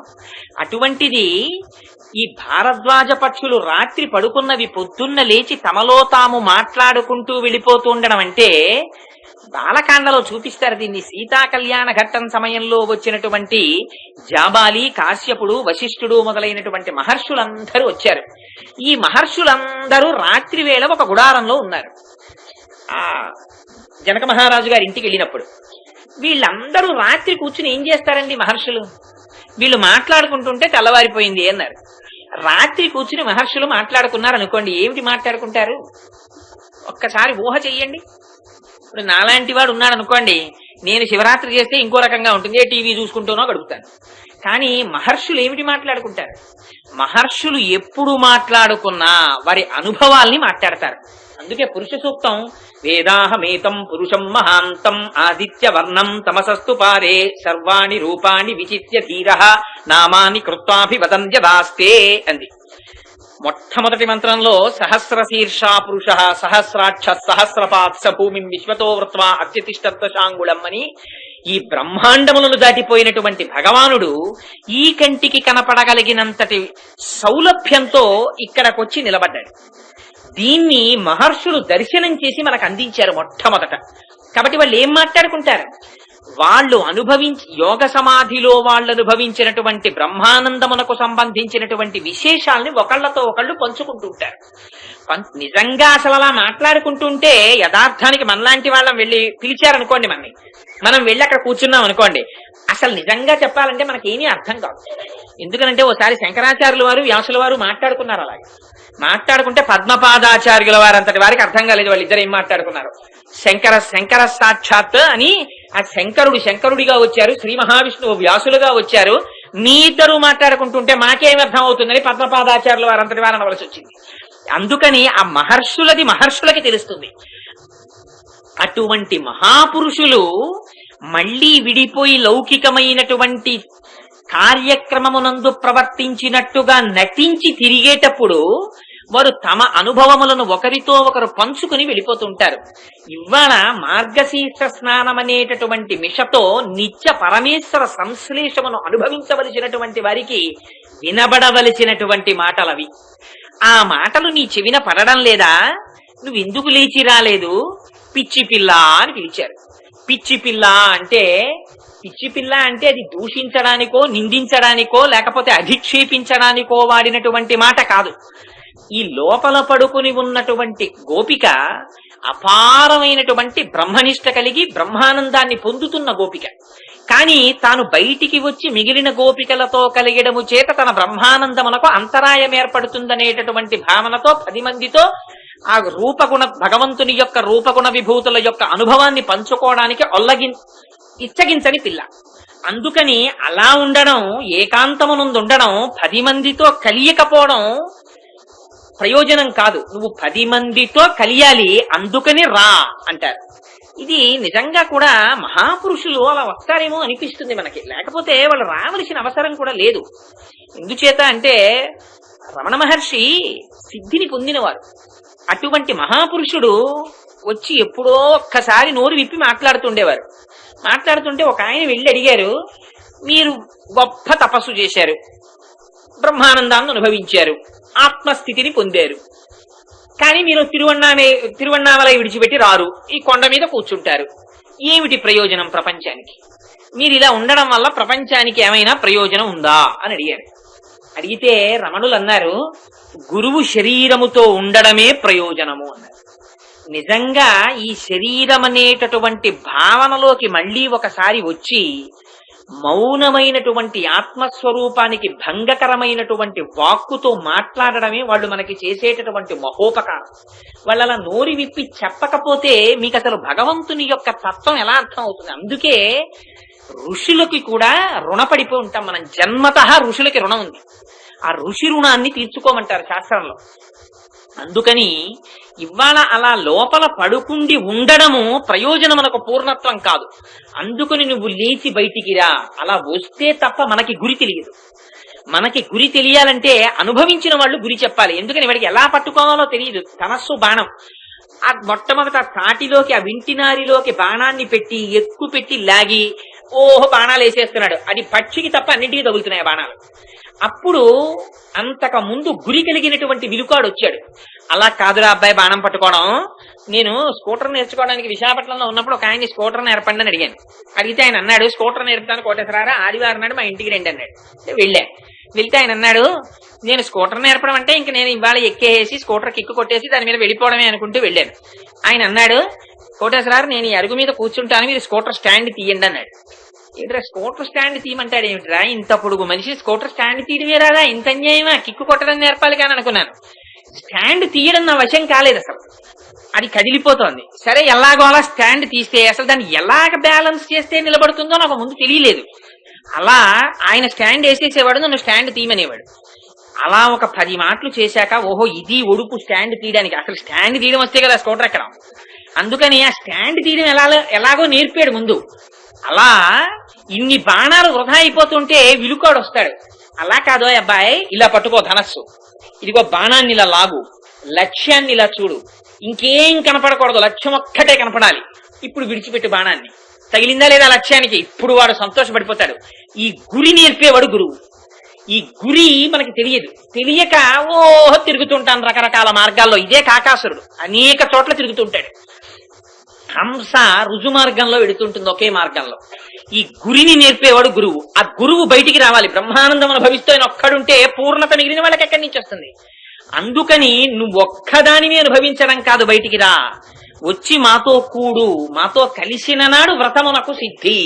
అందుకని బయటికి రమ్మని పిలుస్తున్నారు. పిలిచి ఆ గోపికతో ఒక మాట చెప్తున్నారు. నువ్వు బయటికి రావడం లేదు, అదిగో నీకు ఆ శబ్దం వినపట్టం లేదా? ఏ శబ్దం అంటేట, ఆ గోపకాంతలు దదిమధనం చేసేటప్పుడు, అంటే పెరుగు చిలికేటప్పుడు, ఆ రోజుల్లో కృష్ణుడు పుట్టడమే సరి పాడి పెరిగిపోయింది. ఎందుకు పెరిగిపోయింది అంటే పోతన గారు చాలా చమత్కారంగా చెప్పారు భాగవతంలో. కంచుకములు తలకట్లును కాంచన భూషాంబరములు మెరయ్యగా గోపకు లేతించిరి మంచి పదార్థములు కొనుచు మాధవు చూడన్నారు. అప్పటికి పేరు పెట్టలేదే కృష్ణుడికి, అప్పుడే పుట్టాడు ఆయన. పుట్టగానే ముందు ఆడవాళ్ళందరూ పరిగెత్తారు కృష్ణుడిని చూడడానికి. అంతే కదండి సహజం. పక్కింట్లో పిల్లాడు పుట్టాడంటే నువ్వు వంట చేసుకొని నేను వెళ్ళి చూసొస్తాను మొగాయన ఎడితే అసందర్భంగా ఉంటుంది. ఆడవాళ్లు లోపలికి వెళ్ళాలి ప్రసూతి గృహంలోకి, మగవాళ్లు లోపల భగవంతుడి పాదాలు పట్టుకుని ప్రార్థన చేసి ఆ వంశాంకురమునకు జన్మనిచ్చినటువంటి తల్లిదండ్రులు దీర్ఘాయుష్మంతులై వాళ్ళ కలలు సాఫల్యమును ఇయ్యగలిగినటువంటి కొడుకుగా వర్ధిల్లుగా కాని బయట నిలబడి ఈయన ప్రార్థన చేస్తారు. అందుకని ఆడవాళ్లు ముందెళ్లారు. తర్వాత వెళ్లే మగవాళ్ళందరూ ఎలా వెళ్లారో తెలుసా అండి కృష్ణుడిని చూడడానికి? ఆడవాళ్లు వెళ్లేటప్పుడు సంబరం చాలా చిత్రంగా చెప్పారు పోతన గారు.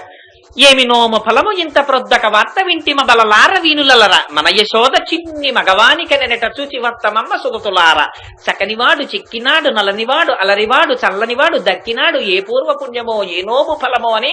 అబ్బో చూసొచ్చిన వాళ్ళు చెప్పుకోరండి, పిల్లాడు అచ్చ వాళ్ళ నాన్నగారి పోలికండి, తెల్లగా ఉన్నాడు. గోవిందబాబు గారు అమ్మాయి వచ్చి ఇక్కడ కూర్చుంది అనుకోండి గడప మీద, గోవిందబాబు గారి లాగే తెల్లగా ఎలా ఉందో చూడండి ఆ పాప అని చెప్పి చెప్పుకోం. అలా ఆ నల్లగా ఉన్నాడు, చల్లగా ఉన్నాడు, చక్కగా ఉన్నాడు ఆ పిల్లాడని చెప్పి చెప్పుకున్నట్టుగా వీళ్ళందరూ చెప్పుకుంటున్నారు. కానీ గోపాల బాలురు వచ్చేటప్పుడు అలా రాలేదుట. కంచుకములు తలకట్లును కాంచన భూషాంబరములు మెరయ్యగా గోపకు లేతించిరి మంచి పదార్థములు కొనుచు మాధవు చూడం. మాధవుణ్ణి చూడ్డానికి అన్నారు పోతన గారు. మాధవుడు ఏమిటి? ఆయనకి ఎవరు పెట్టారు పేరు? మాధవుడని పెట్టారు. ఆ పేరు ఎవరు పెట్టలేదే, అప్పుడే పుట్టాడు. మాధవుడు ఏమిటి? మాం అంటే లక్ష్మీదేవి. ఆ మాకి ధౌడు ఆయన లక్ష్మీపతి. లక్ష్మీపతి పుడితే లక్ష్మి లేకుండా ఉంటుందా అక్కడ? అందుకని నిత్యానపాయని ఆయన ఎక్కడికెడితే ఆవిడ వెనకాల వచ్చేస్తుంది. అందుకని ఆవిడ కూడా ఆయన వెనకాతలే వచ్చేసింది. ఇది నిన్నటి రోజున యమునా నది రేవు గుర్తుగా కలిగిన వాడంటారు. శ్రీ మహావిష్ణువు వెడితే ఆయన వెంట వెళ్ళిపోయేవి కొన్ని ఉంటాయి. ఆయనతో పాటు విరజానది వస్తుంది. ఆయన రాముడిగా వస్తే గోదావరిగా వచ్చింది, ఆయన కృష్ణుడిగా వస్తే యమునా నదిగా వచ్చింది. అందుకని అదొక గుర్తు ఆయనకి. అందుకని యమునా నదీ సైకతములను గుర్తుగా కలిగిన వాడు అన్నారు నిన్నటి పాశురంలో. ఇవాల్టి పాశురంలో అమ్మవారు ఆయన్ని చూడండి ఎంత చిత్రమైన మాట అన్నారంటే మంచి పదార్థములు కొనుచు మాధవు చూడన్. లక్ష్మీపతిని చూడటానికి ఎడుతున్నారు కాబట్టి మంచి పదార్థములు కొనుచు. ఆ ఐశ్వర్య కటాక్షం కూడా చేతుల్లో కనపడింది యజమానుల దగ్గర. ఇచ్చేటప్పుడు యజమాని దానం చెయ్యాలి, భార్య శుశ్రూష చెయ్యాలి. ఆ శుశ్రూష చేసేటప్పుడు ఇంటి యజమానురాలు కూతుర్ని దగ్గర పెట్టుకోవాలి, దానం చేసేటప్పుడు తండ్రి కొడుకుని దగ్గర పెట్టుకోవాలి. ఎందుకనంటే అసలు వంశమునకు కీర్తి ప్రతిష్ట అక్కడ ఉంటాయి.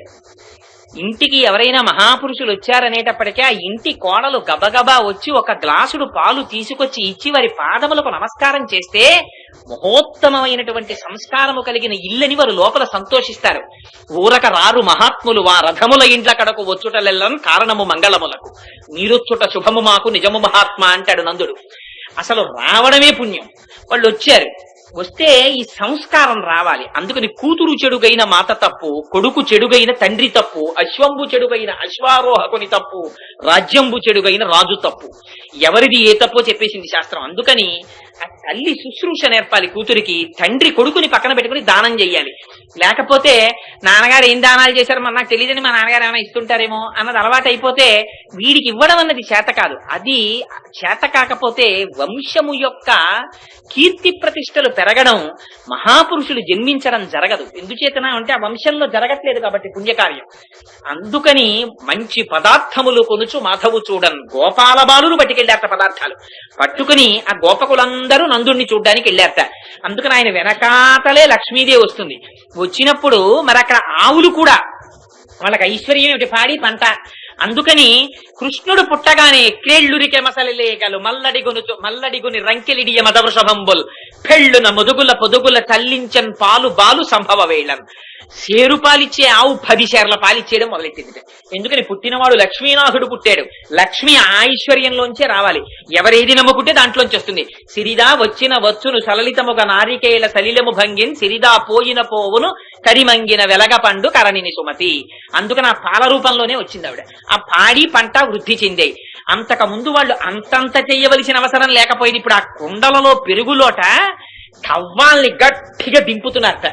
దింపి పాపం వాళ్ళకి అది చాలా పవిత్ర కర్మ. అందుకని స్నానం చేసి పట్టుబట్టలు కట్టుకుని ఆ కొంగులు దోపుకుని జుట్లు ముడి వేసుకుని వాటిలో పువ్వులు పెట్టుకుని వడ్డాణాలు పెట్టుకుని చేతి నిండా గాజులు వేసుకుని ఆ కవ్వాలకి తాళ్లు కట్టి ఆ దధిమదనం చేస్తుంటే పాటలు పాడుకుంటుంటే అందులో వాళ్ళందరికీ ఓ అలవాటు. కృష్ణుడు పుట్టిన తర్వాత వాళ్ళు ఎప్పుడు పాడుకున్నా వాళ్ళు ఎప్పుడు కృష్ణుడి మీద పాటలు పాడుకుంటుంటారు. అందుకని ఈ పాటల ధ్వని, గాజుల ధ్వని, ఆ తోడి వీళ్ళ యొక్క ఆ మెడలో వేసుకున్నటువంటి ఆభరణముల యొక్క ధ్వని కలిసి 3 ధ్వనులు పవిత్రమై ఆకాశమంతటా వ్యాపిస్తున్నాయిట. ఇంట్లో పనులు చేసుకునేటప్పుడు భగవన్నామ సంకీర్తన చేస్తూ చేసేటటువంటి వారి ఇంటిలోకి అంత తొందరగా దుష్టగ్రహాలు ప్రవేశించవు. ఇది తెలిసో తెలియకో నోటి వెంట నామం జరిగిపోతుంటుంది. సమయం వృధా కాకుండా వెళ్ళిపోతుంటుంది. భాగవతం నేర్పుతుంది మన జీవితాన్ని. అమ్మవారు పాశురాన్ని అడ్డుపెట్టి మళ్ళీ జ్ఞాపకం చేస్తోంది మనం ఎలా బ్రతకాలం. అందుకని ఆ దధిమథనం చేస్తున్నారట. ఆ దధిమథనం చేస్తుంటే సుప్రభాతం చెప్పినా వెంకటేశ్వర స్వామి వారికి పొద్దున్నే ఇదే గుర్తు చేస్తాం. ఆయనకి ఇది గుర్తొస్తే ఆయన కూడా ఉలిక్కిపడి వింటాడు ఒకసారి. ఎందుకంటే అవతారమే కదా. ఆయనకి చెప్తూ ఆయన గురించి ఒక మాట చెప్తారు. యోషా గణేనవ రతగ్ని విమధ్యమాని ఘోషాలయేషు దిమంతన తీవ్ర ఘోషాః రోషాత్ కెలింబిత తతే కకుభస్య కుంభాః శ్రీ వెంకటాచలపతే తవ సుప్రభాతం అంటారు. స్వామి ఆ కుండలలో కవ్వాలు దింపి ఆ గోపకాంతలు చల్ల చేస్తుంటే పెద్ద పెద్ద కుండలు, అంతంత పెరుగు, ఆ లోపల కవ్వాలు తిరగలేక తిరుగుతుంటే కవ్వాలకి కుండలకి దెబ్బలాటొచ్చి అరుచుకుంటున్నాయా అన్నంత ధనుస్తోంది. స్వామి లేచిరా, నువ్వోసారి నందవ్రజంలో పుట్టి అంత ఐశ్వర్యం వాళ్ళకి ఇచ్చావే అనగానేట ఒక్కసారి ఆ గోపకాంతలు, ఆ గోపాల బాలురు తను తిరగడం, తన సౌలభ్యం గుర్తొచ్చి గోవిందనామం కదా గభాలన లేస్తాట స్వామి. అంటే ఆయన ఇప్పుడు నిద్రపోతాడనే మన ఆర్తి. అలా భగవంతుడు దర్శనమిస్తాట. అందుకని సుప్రభాతంలో కూడా అదే వాడారు. అంత చిత్రంగా ఇక్కడ అమ్మవారు అంటుంది, అదిగో ధ్వని నీకు వినబడడం లేదా అంటుంది. ఇది బాహ్యమునందు ధ్వని కాదు, దీని ఆంతరమున రహస్యం వేరు. మొట్టమొదట విడిపోయినది కొప్పు విడిపోయి సుగంధం వస్తోంది. ఎందుకని కొప్పులో పువ్వులు ఉన్నాయి కనుక. జుత్తు మోహానికి గుర్తు. అపారమైనటువంటి శారీరక తాదాత్మ్యతకి, సౌందర్య ఆకర్షణకి తలనీలాలు గుర్తు. వాడు చొక్కాకి గుండీలన్నా పెట్టుకోడు కానీ తలకాయ మాత్రం దూకుంటాడు. ఈ శరీరం ముడతలు పడిపోయినా బాధ లేదు కానీ దీనికి రంగు మాత్రం వేసేసుకుంటాడు. చొక్కా ఉతుక్కోవడం అన్నా మరిచిపోతాడు కానీ ఇది వెలిసిపోతే మాత్రం ఎంత బెంగ పెట్టుకుంటాడో. అంటే నేను ఎవరిని ఉద్దేశించి అనడం లేదు చూసుకోండి. అందుకని ఈ జుత్తు తెల్లబడుతుంటుంది. భగవానుడు జ్ఞాపకం చెయ్యాలంటే పాపం ఆయన కూడా కొన్ని సిగ్నల్స్ పెట్టుకున్నాడు. వీడికి అన్నింటికన్నా మమకారం ఈ జుత్తు మీద కదరా, ఫోన్లే పాపం దీన్ని తెలుపు చేసేద్దాం, తెలుపులోంచి కదా అన్ని వచ్చాయి, తెలుపులోకి అన్ని వెళ్ళిపోవాలి కదా మళ్ళీని. అబ్బాయి ఎందులోంచి వచ్చావో అందులోకి మళ్ళీ వెళ్ళిపోయే టైం వచ్చేస్తోందిరా, ఎందుకు వచ్చావో మర్చిపోయావురా అని గుర్తు చేసుకుంటాడేమో దువ్వుకునేటప్పుడు. అలా ఆయన తెలుపు చేస్తే వీడు అమాయకుడా వీడు తలుపు చేసుకుంటాడు కదా. అందుచేత చిత్రం ఏమిటంటే అక్కడ ఆ జుత్తు వ్యామోహానికి గుర్తు. లేకపోతే తిరుమల పెడితే తలనీలాలకి ఎందుకండి? ఇన్ని కోట్ల బ్రహ్మాండాల్ని సృష్టించినటువంటి వాడికి దిక్కుమాలిన వెంట్రుకలు తక్కువ వచ్చాయి ఆయనకి. మనం వెంట్రుకలు ఇచ్చి చాలా బాధపడిపోవడం అంటే, మహానుభావులు మీలాంటి వారు కాదనుకోండి, ఇదేంటి ఎందుకు వచ్చిందిరా అని చెప్పేసి ఓహో తల తడువుకుంటూ ఉండడం. ఎందుకు ఆయనకి ఆ వెంట్రుకలు? ఆయన ఆ వెంట్రుకలన్నీ తీసుకుని ఆయనకి ఎందుకు వచ్చింది? ఆ ఘంటసాల గారు ఒక అద్భుతమైన పాట కూడా పాడారు. ఆ చిడిముడి చేనంది సిగపాయ చేనంది చిడిముడి చేసేవా నవ్య చిద్విలాస అని. ఏమిటయా నీకు ఈ ఆనందం? మా సిగబాయి చేత్తో పట్టుకుని ఓ చిరునవ్వు నవ్వుతూ ఏమిటయా వెంకటాచలపతి అల్లరి అని స్తోత్రం చేశారు ఆయన మీద. అంటే ఆయన కోరుకునేది ఇతరం కాదు, ఆయన అడిగేది ఒరే మోహం సంసారమునందు కదా పెట్టుకున్నావు, దానికి గుర్తుగా ఈ తలనీలాలు నల్లగా వ్యామోహానికి గుర్తు కదా, ఇవి పరమాత్మ పాదముల యందు సమర్పించడం, స్వామి నీ పాదముల యందు వ్యామోహమును పొంది ఉన్నానని చెప్పడం తప్ప ఇలా తీసేసిన దగ్గర నుంచి బెంగెట్టుకుని పైకొచ్చి. నేను చూశాను కొంతమందిని దెబ్బలాడుకునే వాళ్ళు ఉన్నారు ఇందులో. ఏంటి ఆయనకి ఒంట్లో బాగులేనప్పుడో ఆవిడికి ఒంట్లో బాగులేనప్పుడో స్వతంత్రంగా మొక్కేస్తుంటారు, మా ఆయన్ని తీసుకొచ్చి తలనీలా ఇప్పించేస్తారు. ఆ తర్వాత సరే ఏదో తప్పక ఆయన వెళ్ళి ఇచ్చేసి తీరిందని మొక్కు అంటుంటాడు. తీరిందని మొక్కు అంటే ఆయన బాధ పాపం ఆయనది. అందుకని పరమాత్మకి కావలసింది అడిగారు. కుమారు వెంట్రుకలు ఎందుకు ఆయనకి? ఆయన ఏం చేసుకుంటాడు? ఇన్ని సృష్టించిన వాడు వెంట్రుకలు ఆయన సృష్టించుకోలేడేంటి? కానీ ఆయనకి కావలసింది ఒరే ఒక్కసారి నీవాడనని అనరా. సకృదేవ ప్రపన్నాయ తవాస్మీతి యాచతే అభయం సర్వభూతేభ్యో దదామ్యేతత్వ్రతం మమ. నేను నీవాడని అనరా, బుద్ధి ఇచ్చాను కదరా, అంటే చాలరా నేను రక్షిస్తాను రా అంటాడు. అలా ఎలా అంటాను స్వామి అని మనం అంటాం. పోన్లేరా అలా అనకపోతే ఇలా తలంచి ఒక్కసారి తలనీలాలు తీసేయి స్వామి, నీ యందు నాకు వ్యామోహమును గభాలను వచ్చి పట్టుకుంటాను రా, కాకలించుకుంటాను రా అంటాడు ఆయన. స్వామి నువ్వు కౌగిలించుకుంటానంటే మాత్రం ఇవి కొంచెం కష్టం స్వామి అని ఇవి ఇవ్వడానికి మనం ఎంతో బాధపడిపోతాం. మనం చిత్రం ఏమిటో తెలుసా అండి, ఆఖరికి పృథివిలోకి, రక్తం జలంలోకి, ఎముకలు భూమిలోకి అన్ని వెళ్ళిపోతాయి, ఆకాశంలోకి, అగ్నిలోకి ఇన్ని వెళ్ళిపోతాయి. కానీ వెంట్రుకలు చెట్ల మొదళ్ళకెళ్ళి అంటుకుని ఉండిపోతాయి. ఈ మాత్రం దానికి ఎంత గొప్ప అవకాశాన్ని వదిలేసుకుంటున్నాడో చూడండి.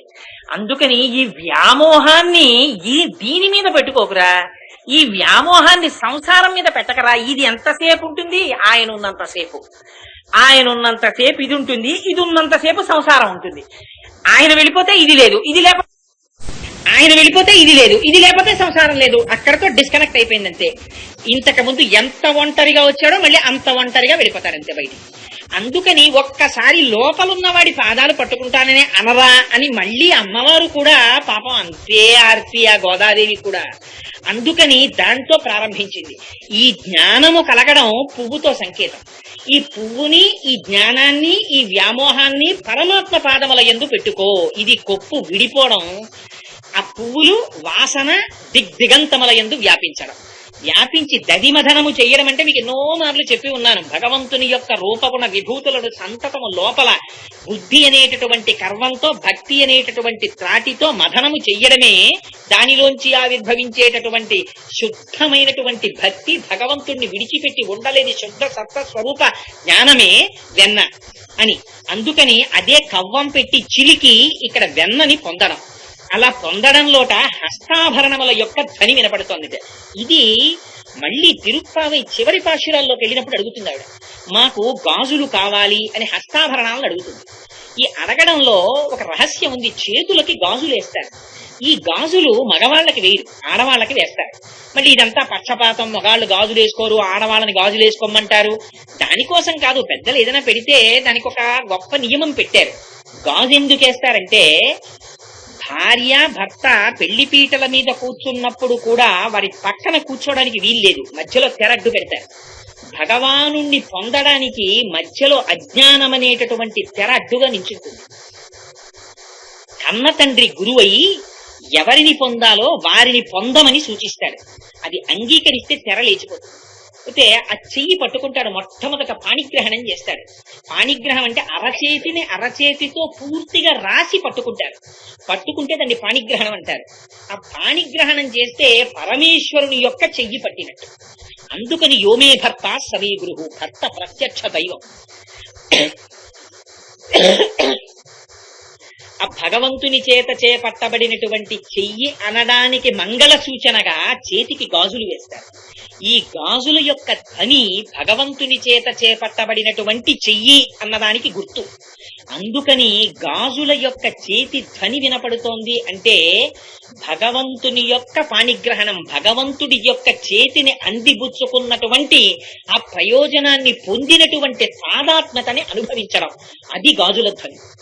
ఈ మంగళసూత్రాల యొక్క ధ్వని అంటే ఈ మంగళసూత్రాల్లో మళ్ళీ కాసు, పిరప్పు కదమ్మా అని రెండుంటాయి. ఈ కాసు పిరప్పు అనేటటువంటి మంగళ సూత్రములకు పెట్టబడినటువంటి ఆభరణములు, ఆ పెట్టబడినటువంటి ఆ రెండు ఏమంటామంటే ఆ బిళ్ళల లాంటివి, అవి కలిసి చేసేటటువంటి ధ్వని, ఆ ఆభరణముల సవ్వడి ఒక చిత్రమైంది. ఆ మంగళసూత్రం అన్న మాట ఒక్క ఆర్ష సాంప్రదాయానికే చెల్లింది. ఈ మంగళసూత్రం గురించి ప్రస్తావన లేనటువంటి సంప్రదాయం లేదు. అద్వైతంలో చెప్పిన మంగళసూత్రం గురించి ఒక చోట వ్యాఖ్యానంలో చదివాను నేను. అది ఎందుకు పరమ పవిత్రం, ఆ మంగళసూత్రం కలిగితే అద్వైత భావన ఎలా కలుగుతుందని.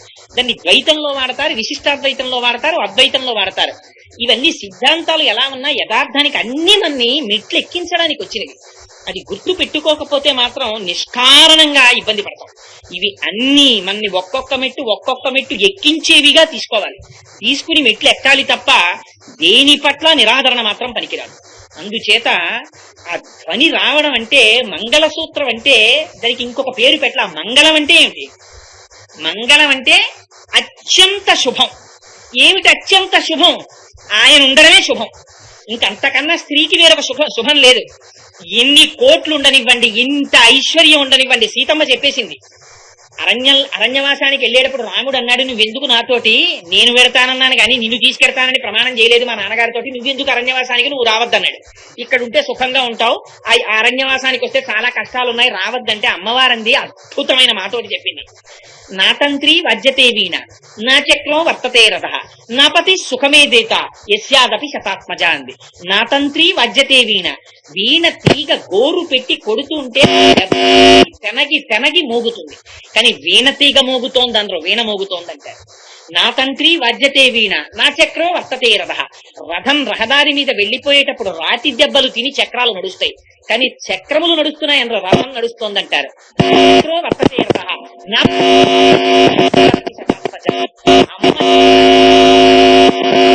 కింద పెడుతుంటే రెండు చేతులు జాపి అరిచేతులలో కాళ్ళు వేయించుకుని నడిపించ కంట కనకంట పురాంతక శైల చాలనొత్తండ బలప్రచండ పురదండ విఖండన చండకాండములు కాల్చేస్తాయి లంకని. నిష్కారణంగా చచ్చిపోతావు రావణ అని చెప్పింది. నిజం కూడా అంతే. అంత్యకాలమునందు ఆయాసమని నిన్ను తలపనో తలతునిపుడి బ్రతికియున్నన్నాళ్ళు నీ భజన తప్పను కాని మరణకాలమునందు మరతునేమో. ఆవేళ యమదూతల అగ్రహంబున వచ్చి ప్రాణముల్ పెకలించి పట్టునప్పుడు కప వాత పైచముల్ కప్పగా శ్రమచేత కంపముద్భవమంది కష్టపడుచు నారాయణాయంచు నజింహతో నిన్ను పిలుతునో శ్రమచేత పిలువలేను. నాటికిపుడి నీ నామస్మరణ చేతు చెవినిడవయ్య భూషణ వికాస శ్రీధర్మ పురనివాస దుష్ట సంహార నరసింహ దురిత దూర అని వేడుకున్నారు మహాత్ములు. అందుచేత కావలసింది ఆ భగవన్నామం చెప్పడం నోటి వెంట సర్వకాలములయందు ఆ నామం చెప్పుకోగలిగినటువంటి అలవాటు ఉత్తరోత్తరముల యందు పనికొస్తుంది. ఇది మనస్సుకి అలవాటైతే, ఒక వ్యాఖ్యానంలో నేను ఒక మాట చదివి ఒక పావుగంట సేపు పుస్తకం చదువుకోలేకపోయాను. కలుపు సందులో వేలు పడిన నాడు కూడా శివ అనో నారాయణ అనో నువ్వు అనడం అలవాటైతే తొట్టతున ప్రాణోత్క్రమణం అయిపోతున్నప్పుడు కూడా నారాయణ అనో శివ శంకర అనో ఏదో ఒక నామం ఏకశబ్ద సమ్యజ్ఞాత సృష్ట ప్రయుక్త స్వర్గే లోకే కామదుర్భవతి ఆ నామం అంటూ పలకడం వస్తే అది నిన్ను ఉద్ధరిస్తుందిరా, కనీసం అది అలవాటు చేసుకో అంటారు. అందుకని వారుట దధిమధనం చేస్తూ నోటి వెంట అప్రయత్నంగా ఆ మాటలు వస్తున్నాయిట. అవి నీ చెవిన పడడం లేదా? బాహ్యంలో చాలా మామూలుగా అడుగుతోంది, లోపల ఎంత గంభీరమైన మాటలు ప్రశ్న చేస్తోందో చూడండి అమ్మవారు. సమస్త జగత్తుకి ప్రశ్న వేస్తోంది. ఇది గోపికల్ని మాత్రం కేవలం లేచిరమ్మని కాదు. ఆనాడెప్పుడు గోపికల్ని లేచిరమ్మని వ్రతం చేస్తే ఈనాడు ధనుర్మాస వ్రతం అని ఇప్పుడు మనం చెప్పవలసిన అవసరమే ఉంది. ఆనాడు ఆవిడ చేసింది అయిపోయింది అక్కడతోటి, అది ఇవాళ తలుచుకోవడం ఎందుకు? కాదు, దాని లోపల సమస్త జగత్తుకి సందేశం ఉంది. అందుకని ఒక్కొక్క ఆళ్వారుల్ని గుర్తు చేస్తోంది. చేసి ఇంత ఆర్తితో పాశురాలు చెప్పింది తల్లి. అందుచేత లేచిరా, ఈ ధ్వనులు నీకు వినపట్టం లేదా? అనంతముగా అంతటా వ్యాపించినటువంటి శ్రీమన్నారాయణుడు కంటితో చూడడానికి వీలైన కృష్ణుడిగా ఆవిర్భవించాడు. ఆ అవతరించిన వాడు కేసీ అన్న రాక్షసిని చంపాడు. అమ్మో, ఆ స్వామి కేసీ అన్న రాక్షసు వచ్చి ఆయన మీద పడ్డమా, ఆయన సంహరించడమా అని లోపల భక్తి కలిగిన దానివైతే భగవంతుడికి వచ్చిన ఆపద విని బెంగ పెట్టుకుని గబాల లేవద్దు. ఆ కృష్ణుడు మన కోసమని వస్తే ఆయనకు అంత ఆపద వచ్చింది. ఆ కేశవా అన్న నామంతో మేము ఇవాళ మంగళం పాడుతున్నాం. లేచిరా, నీకు కాంతి ఉంది, అది కనపడకుండా పరిహరిస్తున్నావు. నీ రోమకూపములలోంచి బ్రహ్మ తేజస్సు స్పష్టంగా కనపడుతోంది, కానీ అది మా కంటికి కనపడకుండా తలుపు వేసుకున్నావు. నీ వంటి వారు చేరకపోతే ఈ వ్రతానికి పూర్ణత్వం ఎందుకు వస్తుంది? అందుకని కావలసినది ఏమిటి? మహాపురుషులు కూడాలి, కూడితే ఆ వ్రతం పూర్తవుతుంది. అందుకని రా, వచ్చి మాతో కలిసి మనం అందరం కలిసి మార్గశీర్ష స్నానం చేసి ఆ పరమ ప్రయోజనాన్ని పొందెదముగాక అని పైకి గోపికని పిలుస్తున్నట్టు ఆంతరమునందు మనకందరికీ ఇంత బోధ చేయడానికి తల్లి ఆ పాశురమును విజ్ఞాపన చేసినది అని ప్రతిపాదిస్తూ రేపటి రోజున వేరొక పాశురాన్ని విజ్ఞాపన చేస్తాను. మంగళాశాసన పరైః మదాచార్య పురోగమైః సర్వైశ్చ పూర్వైరాచార్యైః సత్కృతాయాస్తు మంగళం.